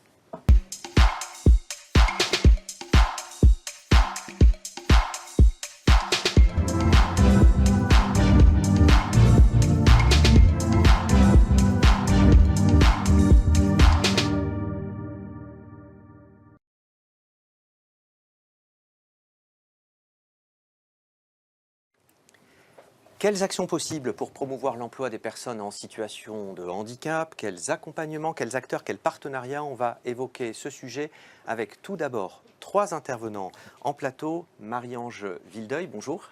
Bonjour à tous. Vous êtes chargé de mission handicap à France Assureur. Fabien Gauluet, bonjour. Bonjour. Vous êtes délégué général de la fédération 100% en dynamique. Et enfin, dans le studio, Thierry Cellani, bonjour. Bonjour. Vous êtes chargé de mission expert emploi et handicap à Cap Emploi 75. Et on va retrouver à distance une 4e interlocutrice, Servane Chauvel. Bonjour. Bonjour. Bonjour à tous. Vous êtes délégué général, Servane Chauvel, de l'Arpège. Alors avant d'entamer nos échanges, un nouveau questionnaire à choix multiples qu'on va vous proposer. Quelle est la proportion de personnes handicapées qui ont besoin d'un aménagement de leur poste de travail? Donc même chose, vous avez l'habitude, vous allez dans l'onglet sondage. Est-ce que c'est 10%, 25%, 40% ou 55%? 4 choix possibles. la proportion de personnes handicapées ayant besoin d'un aménagement de leur poste de travail. On vous laisse le temps de répondre. En attendant, Marie-Ange Vildeuil, est-ce qu'on peut dire aujourd'hui que le secteur de l'assurance est un secteur qui est handi-accueillant ? Oui, le secteur de l'assurance est un secteur diversifié et inclusif. Depuis près de 20 ans, les entreprises d'assurance s'engagent en faveur de l'emploi et du maintien dans l'emploi des personnes handicapées. C'est réellement une responsabilité sociétale. Alors, quelques mots sur la structuration de votre action en faveur de l'emploi des personnes en situation de handicap. Ça peut intéresser beaucoup notre auditoire. Comment la fédération s'est-elle organisée ? Alors, nous nous sommes structurés sur 2 piliers. Le premier est le comité handicap que la fédération a créé en 2021. Ce comité se compose de 26 sociétés qui représentent au total 84% des effectifs de la branche.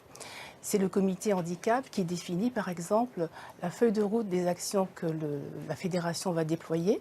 Et ces actions se déploient autour de 3 axes: la communication, la sensibilisation et l'information des adhérents et les partenariats. Le deuxième pilier est le réseau des correspondants handicap que la fédération anime avec aujourd'hui 105 sociétés. Merci beaucoup. Alors, il y a plusieurs associations, un certain nombre, qui accompagnent les jeunes ou les moins jeunes en situation de handicap sur des problématiques assez diverses, en fait, parfois assez en amont de la formation et de l'emploi et dans la phase de recrutement. C'est notamment le cas, Fabien Gauluet, de 100% en dynamique. Vous êtes le délégué général, on l'a dit tout à l'heure. C'est notamment le cas aussi de l'Arpège. Alors, on va commencer par vous, Fabien Gauluet. Tout d'abord, pour ceux qui ne connaissent pas la fédération, quelques mots pour la présenter. Alors, 100% en dynamique, on se définit comme le mouvement national des jeunes pour la réussite des jeunes en situation de handicap. Notre principal objet social, c'est de conforter le continuum de formation jusqu'à l'emploi stable des jeunes en situation de handicap en menant un certain nombre d'actions comme du tutorat scolaire dans les collèges et les lycées, des mentorats individuels, des coachings, des groupes d'entraide thématiques entre jeunes en situation de handicap pour de l'échange de conseils et de l'émulation, des prestations de sourcing, etc. Et pour mener à bien ces actions auprès d'environ 1200 bénéficiaires par an, on fédère toutes nos parties prenantes, à savoir un réseau d'entraide de 500 jeunes handicapés sur tout le territoire, près de 100 associations étudiantes sur les campus, dont les 15 principales fédérations nationales de filières, les métiers de la santé, les sciences de l'ingénieur, les métiers du handicap, le sport, et j'en oublie. Et puis aussi des nombreux établissements du supérieur, des associations spécialisées, et enfin, évidemment, des entreprises membres. Peut-être ce qui nous singularise vraiment, c'est qu'on est un mouvement de jeunes et que les 10 membres de notre bureau national sont tous des jeunes en situation de handicap, des jeunes adultes. Et un dernier mot très rapide, mais sur votre implantation territoriale. Alors, on est sur tout le territoire, c'est-à-dire nos bénéficiaires sont sur tout le territoire. Nos actions se font selon les circonstances sur certains territoires, mais je dirais qu'on a quand même une présence et un maillage national. Alors, vous pouvez venir en complément du travail des prescripteurs, en accompagnant notamment, c'est votre public principal, des jeunes diplômés, avec un certain nombre d'événements, et je vais en citer 2 en particulier, un mot sur chacun de ces 2, c'est les Handicafés et c'est les Duo Day. De quoi s'agit-il ?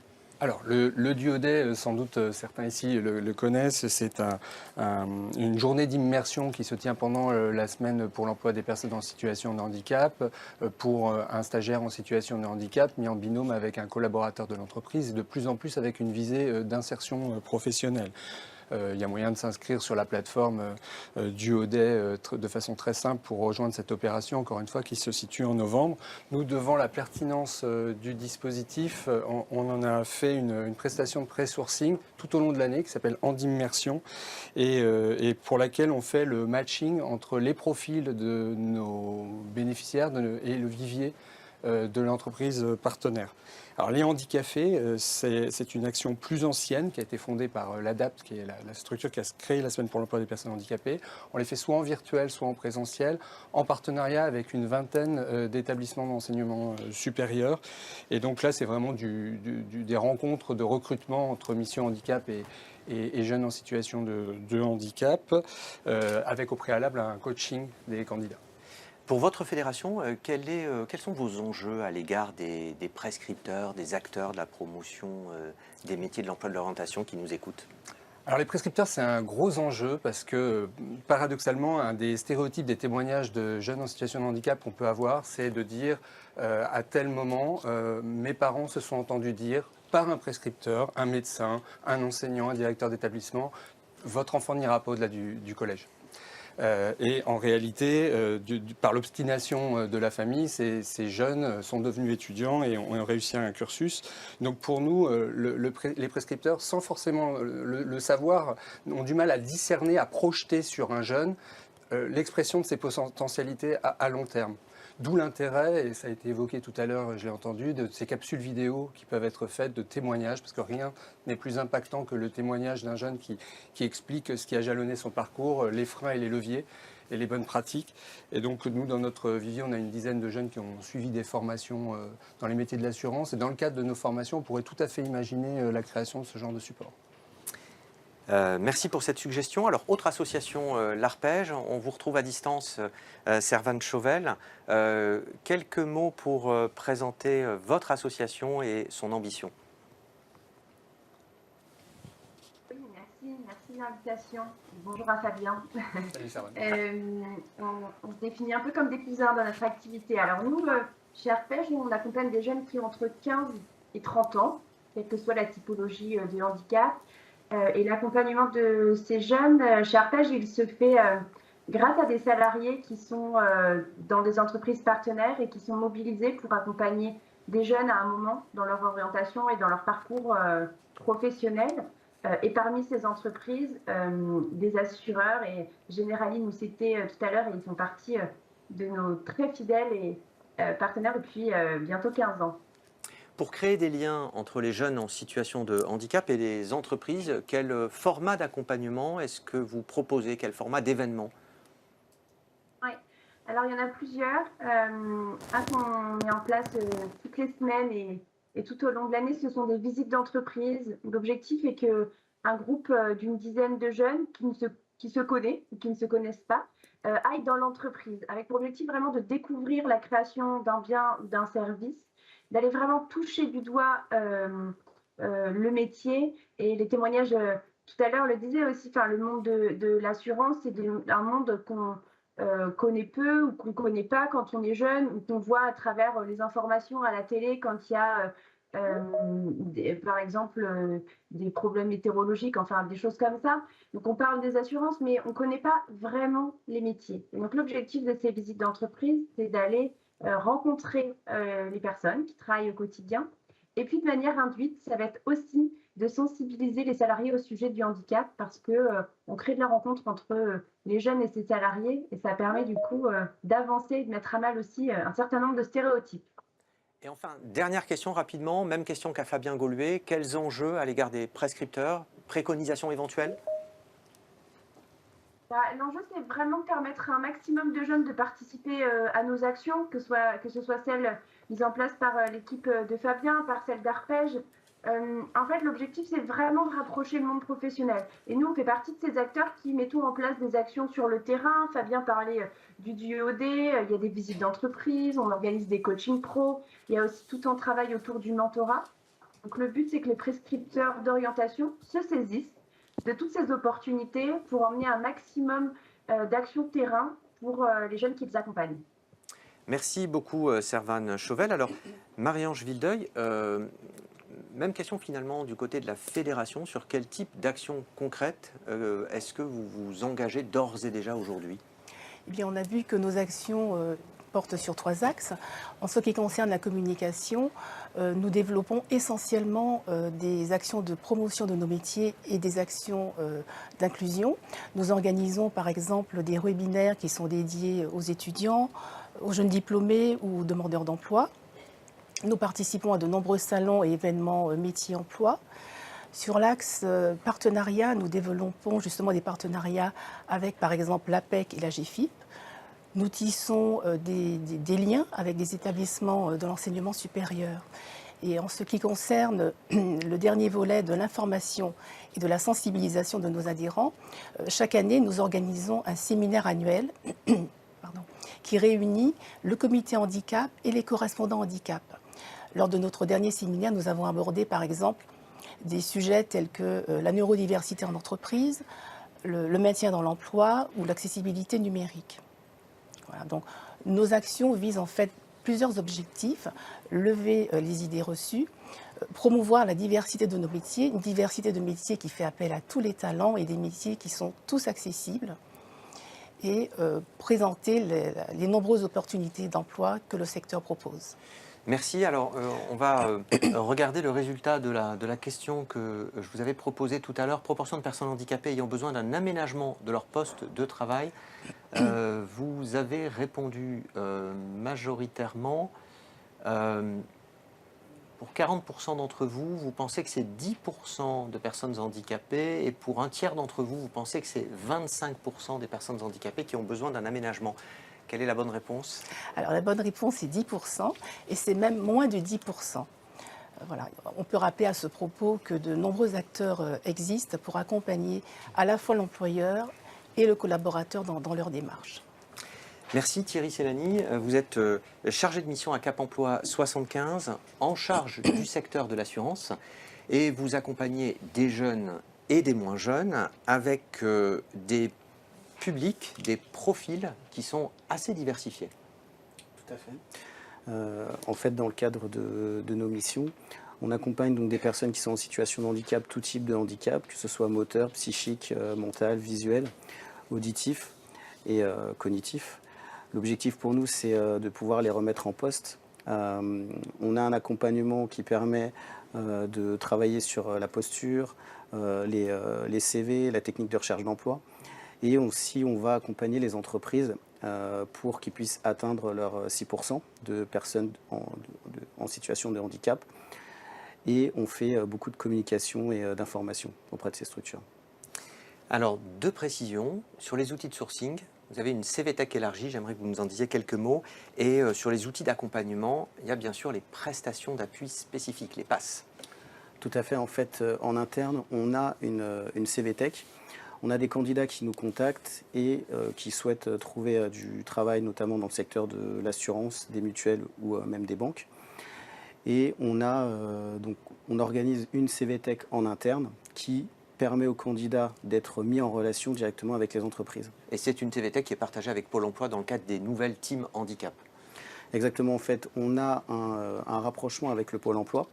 Donc une volonté du gouvernement qui permet de travailler donc avec des candidats en situation de handicap au sein du Cap Emploi et aussi du Pôle emploi. Et dernier mot, les prestations d'appui spécifiques. Alors on l'a vu tout à l'heure, il y a moins de 10% des personnes en situation de handicap qui ont besoin d'un aménagement. Néanmoins, quand il y a un besoin d'aménagement, il peut y avoir un expert de certaines pathologies qui aide au diagnostic et à l'identification de la bonne solution. Exactement, en fait, on a au sein du Cap Emploi, donc des personnes qui sont en relation aussi avec l'AGFIP. S'il y a besoin d'un aménagement de poste, on peut appeler cette structure et ils vont nous permettre d'utiliser un certain nombre d'outils pour permettre aux candidats d'être insérés rapidement dans une structure. Merci beaucoup, merci à tous les trois en studio, en plateau, et merci à Servane Chauvel à distance. Troisième et dernier temps fort de notre webinaire. Après les voies d'accès pour les nouveaux entrants, les évolutions de carrière dans l'assurance pour les salariés en poste, les salariés qui choisissent ce secteur, avec deux interlocutrices du groupe SMA, un interlocuteur d'AXA et le représentant de l'Observatoire qui vont nous rejoindre en plateau.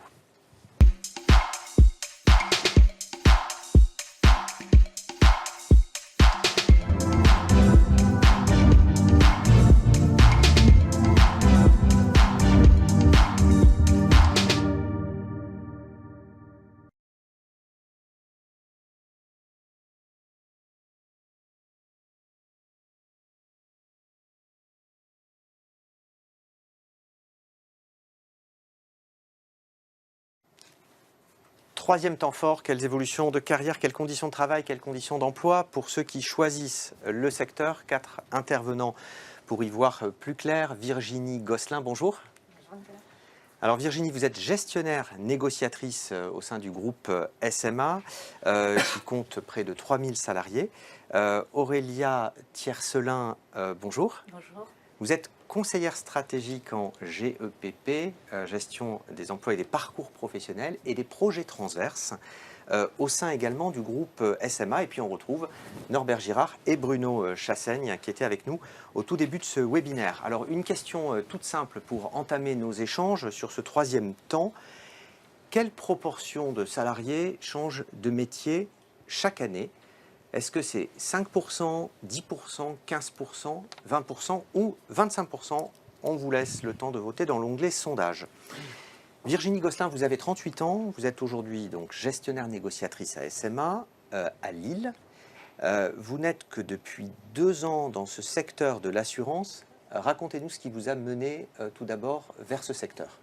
Alors, je ne vais pas déroger à tout ce qui a pu être dit jusqu'à maintenant. J'ai un parcours qui est un petit peu atypique. Donc, j'ai un Master 2 en stratégie de développement social.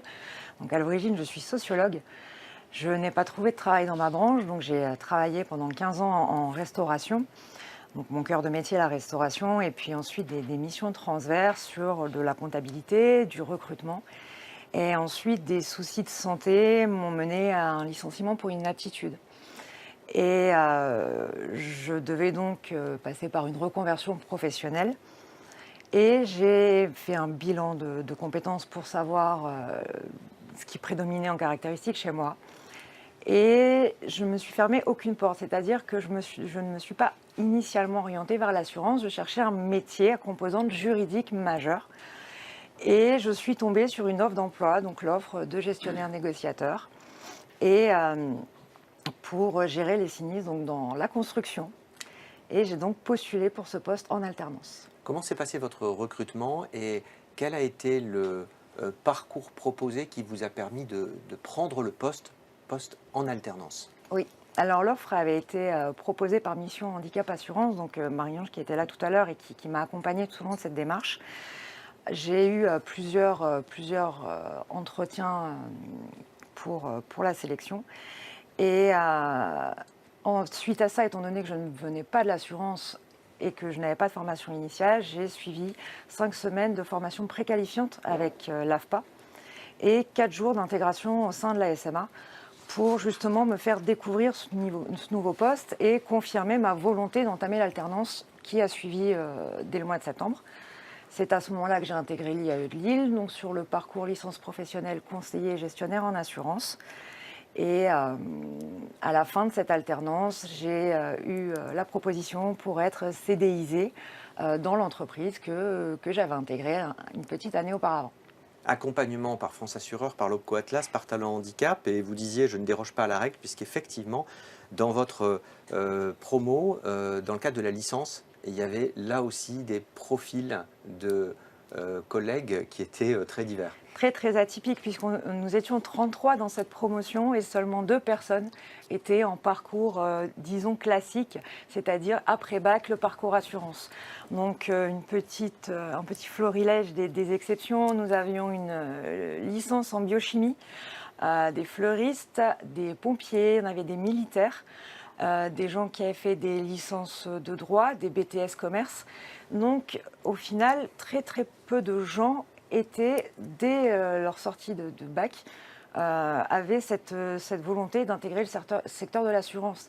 Et ce qui est très intéressant dans ce secteur, c'est la diversité des profils et des postes, justement ce qu'on a dit jusqu'à maintenant, de diversité de postes qui sont proposés, aussi bien les pans juridiques, commerciaux, les informaticiens. Vous avez vraiment pour tout type de profil et d'appétence particulière selon ce qu'on maîtrise le mieux ou ce qu'on souhaite faire. Un éclairage sur vos missions aujourd'hui en tant que gestionnaire négociatrice et sur ce que pourrait être votre prochain poste. Alors, mon métier au quotidien, je gère les sinistres en dommages ouvrages, donc construction neuve, donc qui ont moins de 10 ans. Je gère les déclarations de sinistres, j'instruis ensuite les dossiers qui nécessitent ou non une expertise. Ensuite, je propose des indemnités au besoin et poursuis le tout jusqu'à la présentation des recours envers les assureurs adverses. Donc, mon quotidien, c'est des échanges avec des syndics, des propriétaires, des experts de la construction, des économistes de la construction, mais c'est aussi mes confrères chez les assureurs, dans d'autres compagnies. Et à horizon de quelques années ? comme j'ai cette appétence pour le juridique qui est très très prononcée, c'est vrai que si le poste est ouvert d'ici 5 ans, j'aimerais beaucoup poursuivre et évoluer en tant que juriste. Bon, vous pourrez en parler à votre Oui, bien voisine, Aurélia Tiercelin, qui travaille dans la direction des ressources humaines. Aurélia, précisément, à partir d'un métier, en fait, on peut ensuite en exercer certains autres. Alors, quelques exemples. Oui, bien sûr. C'est l'avantage dans ce secteur. Ça offre pas mal de débouchés. Si, par exemple, on rentre au niveau de la gestion de contrat, on peut évoluer dans le même domaine, donc c'est-à-dire on va commencer en tant que gestionnaire contrat, gestionnaire technique contrat.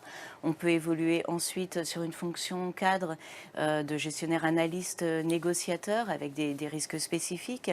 On peut aussi ensuite évoluer vers du management, là pour être vraiment dans une droite ligne. Mais on peut aussi, quand on a débuté au contrat, passer au sinistre, comme l'a fait Virginie pour rejoindre la partie gestionnaire négociateur, par exemple, évoluer en tant que juriste. Et puis après juriste, on peut aussi passer spécialiste règlement au risque. On peut toujours aller vers du management. Et on peut aussi, ça peut parfois surprendre, mais passer de la gestion au commercial. En étant de gestionnaire technique contrat ou de gestionnaire analyste négociateur. On peut accéder à des postes de conseiller en assurance. Donc, ce qui est très intéressant, c'est qu'on voit là que dans les métiers cœur qu'évoquait Norbert en début d'échange, on peut passer d'un métier à l'autre, parce que là je vous ai présenté de la voie contrat vers les autres, mais ça fonctionne aussi dans l'autre sens. Et vous avez quelques exemples d'ailleurs de collaborateurs que vous suivez qui sont passés dans ces différents domaines de l'assurance? Tout à fait. Alors, récemment, j'ai pu accompagner un collaborateur qui est rentré en tant qu'agent comptable recouvrement. Il avait fait une licence pro gestion des entreprises, donc c'était plutôt par opportunité qu'il intégrait ce poste. Au bout de 4 ans, il a évolué en tant que gestionnaire négociateur après avoir réalisé un BTS en assurance. Comme il a des qualités dans la relation client et le commercial, on a souhaité l'accompagner en formation sur le commercial pour qu'il accède à une fonction de conseiller en assurance. Je vois le sourire de Virginie, elle voit de qui je parle. Mais on en a d'autres. J'ai dans le sud de la France une collaboratrice qui est rentrée avec un BTS secrétariat. Donc elle est rentrée en tant que secrétaire administrative. Attirée par les métiers de l'assurance, elle s'est formée, elle a fait un BTS en assurance avec le groupe. Et donc elle a accédé à une fonction de gestionnaire négociateur et elle a fait tout le parcours, puisqu'ensuite elle a été juriste, elle a été spécialiste règlement au risque et actuellement elle est manager. Donc on a vraiment des beaux parcours et là c'en est 2, mais on en a pléthore. On a pléthore, oui, c'est ça. Bruno Chassaigne, même question au sein d'AXA France. Quelques exemples de trajectoires singulières qui sont loin d'être isolées. Oui, quelques exemples. Alors déjà, la mobilité, c'est sûrement la richesse du secteur et en tout cas chez AXA France, on essaie de la promouvoir de plus en plus. Alors, des exemples un peu atypiques et proches, parce que c'est celui d'un ancien collègue qui était rentré dans les secteurs informatiques pour faire de l'analyse de logiciels et de progiciels, qui ensuite a intégré les ressources humaines pour travailler dans l'équipe à laquelle j'appartiens aujourd'hui sur les sujets de rémunération, de compensation and benefits, etc. Et qui vient d'intégrer un parcours de reconversion pour devenir souscripteur en construction. Donc grâce à un parcours qui existe chez AXA qui s'appelle les Académies Yard et qui permettent aux collaborateurs de se reconvertir vers des jobs en rupture presque avec ce qu'ils exerçaient avant, quoi. Ouais, merci pour ces exemples qui nous permettent de mieux appréhender la réalité du secteur. Alors on va retourner à notre QCM sur la proportion de salariés mobiles qui changent de métier chaque année. Et vous avez été en fait, pratiquement un tiers d'entre vous pense que c'est 15% de salariés qui chaque année changent de métier et ensuite Vous êtes 24% à penser que c'est 10%. Quel est le bon résultat, Norbert Girard? Sur 2021, qui est une petite année, j'ai envie de dire, parce qu'on est en sortie de crise et puis voilà, la dynamique n'est pas complètement en œuvre, on est quand même à 20%. C'est un salarié sur 5, sachant qu'en période de croisière, j'ai envie de dire, on est plutôt sur un salarié sur 4 qui change de poste chaque année. Donc il y a vraiment beaucoup de mouvements en interne de nos entreprises. Merci. Alors, pour les candidats qui s'engagent dans le secteur, il y a bien sûr les perspectives d'évolution de carrière, mais on sait que les candidats sont de plus en plus sensibles à plein d'autres éléments. Les conditions d'emploi, les conditions salariales, ça a toujours été, mais aussi les conditions d'organisation du travail, et notamment de travail à distance. Un petit mot, Aurélia Tiercelin, sur les pratiques qui sont les vôtres au sein du groupe SMA. Oui, on a eu l'occasion de signer un accord de télétravail. Donc on a différentes modalités, dont 2 jours de télétravail par semaine, avec 14 jours volants, ce qui revient à peu près à 9 jours par mois de télétravail qui sont proposés. Et on a aussi un pilote sur la flexibilité des bureaux aujourd'hui. Donc c'est vraiment d'actualité dans le groupe. Et en termes de rémunération ? En termes de rémunération, on se place au niveau du secteur. C'est assez intéressant parce on est rémunéré sur 13,6 mois avec une prime variable en plus. Et on a aussi des primes familiales, d'autres avantages sociaux qui sont proposés dans le groupe. Dernier élément, en matière de formation cette fois ? Alors, en matière de formation, c'est 75% des collaborateurs qui ont été formés en 2021 pour 28 heures de formation. Donc, on se trouve au niveau de la branche sur... L'équivalent de 4 jours, effectivement. Oui. S'agissant, Bruno Chassaigne, de votre côté, à AXA France, à la fois de l'organisation du travail et de ces aspects de conditions d'emploi et de formation. Alors, sur l'organisation du travail et télétravail, donc aujourd'hui on est sur une formule à 3 jours de télétravail sur 5. Ce qui est intéressant de noter, c'est que le secteur de l'assurance était quand même assez en avance sur le télétravail avant Covid-1. Je ne parle que d'AXA, excusez-moi, mais on était déjà à 60% de télétravailleurs avant Covid-1. Donc, ce qui fait que quand Covid-1 et la vague 2 sont arrivés, les assureurs étaient finalement assez bien équipés, avaient déjà maturé ces nouveaux formats de télétravail. Bien sûr, sur tout ce qui est formation, tout ce qui est dispositif d'accompagnement des collaborateurs. J'ai envie de citer, qu'on va retrouver un peu dans toutes les structures, mais j'ai envie de parler aussi de tous les accompagnements en termes de mobilité douce, tous les dispositifs qui peuvent aussi inciter les jeunes et les moins jeunes à rejoindre le secteur de l'assurance et AXA, bien sûr. Vos témoignages, finalement, au sein à la fois du groupe SMA et d'AXA France, sont loin d'être isolés, Norbert Girard, parce que finalement, on retrouve à peu près ces données-là lorsqu'on regarde l'ensemble de la branche, et vous avez la chance d'avoir des données qui représentent quasiment la totalité du secteur. Oui, c'est vrai qu'on actualise chaque année l'ensemble des données disponibles par une grande enquête qu'on fait auprès de l'ensemble des sociétés d'assurance, donc les 247 que Cathy Rifauchel citait en début de webinaire. On a 94% de taux de réponse, donc un taux quasi stalinien, ce qui nous permet d'avoir une vision véritablement exhaustive de ce qui se passe au niveau de l'assurance, une photographie renouvelée chaque année qui permet de faire un film et de distinguer entre le conjoncturel et le structurel.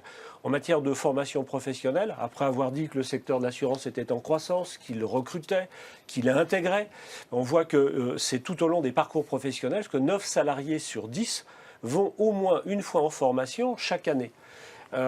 Pour une durée moyenne de 4 jours, c'est ce que les uns et les autres confirmaient, mais c'est la moyenne de branche, alors avec des modalités présentielles, distancielles, mixtes, blended pour faire moderne en franglais, et puis aussi dans les conditions de travail, 61% des salariés de l'assurance bénéficient du télétravail. Alors, on parle bien de télétravail volontaire, et comme Bruno le rappelait, oui, avant Covid-1, comme tu disais, on était déjà à 17% de taux de télétravailleurs au niveau de la branche, Quand au niveau national, si on se souvient des chiffres, on était à moins de 3%. Donc la profession est même montée quasiment à 98% de télétravail pendant les périodes les plus difficiles. Le tout sur 92 jours, c'est-à-dire un peu plus de 2 jours, un peu moins de 3 jours. Presque de la télétravail. moitié, hein, si on rapporte à 200, 220 jours de travail par an, c'est quasiment la moitié. Merci pour ces précisions, merci beaucoup à tous les quatre, à la fois pour toutes ces données et ces illustrations. Et il est temps de conclure à présent ce webinaire avec Cathy Riffochenel qui va me rejoindre à nouveau.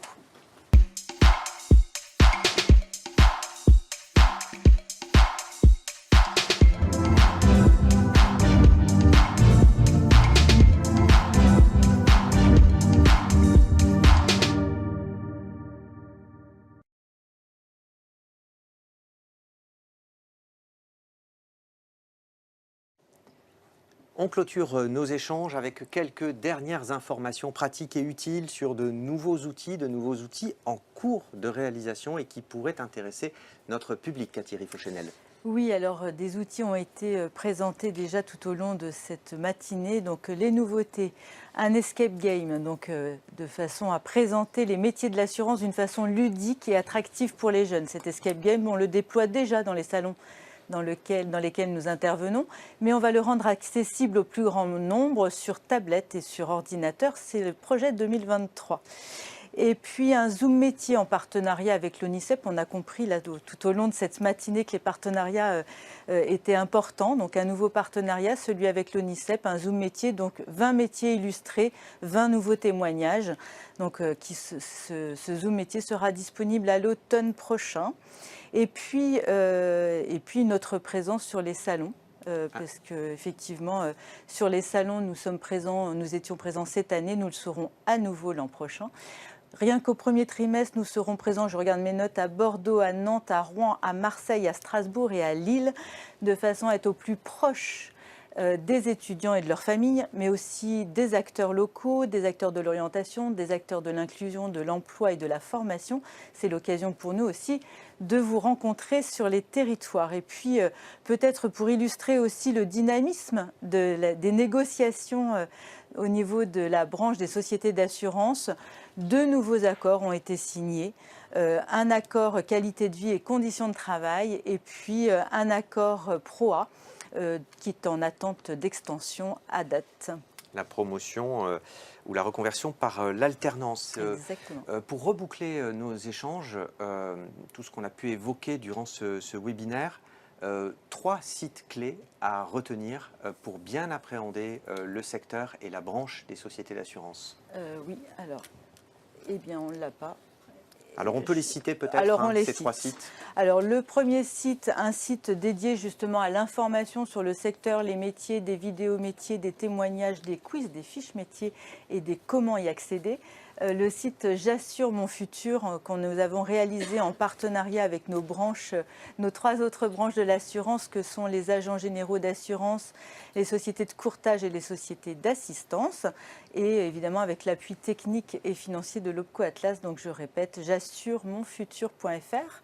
Le site évidemment de France Assureur, disponible aussi au plus grand nombre et sur lequel vous trouverez une page emploi et formation.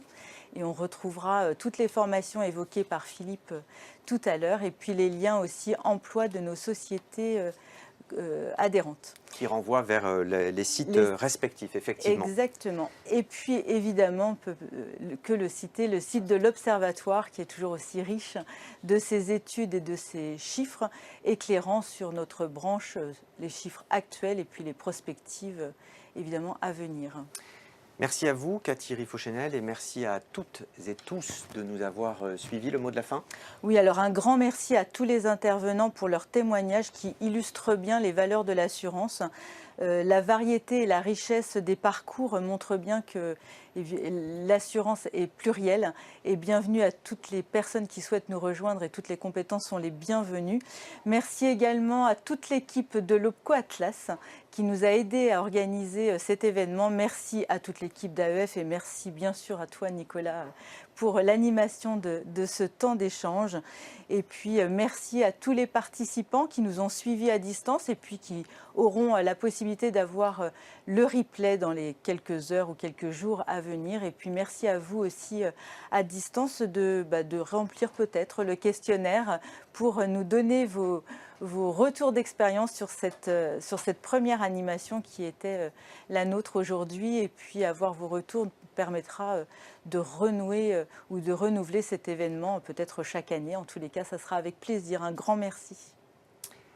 Merci à toutes et tous. Excellente journée.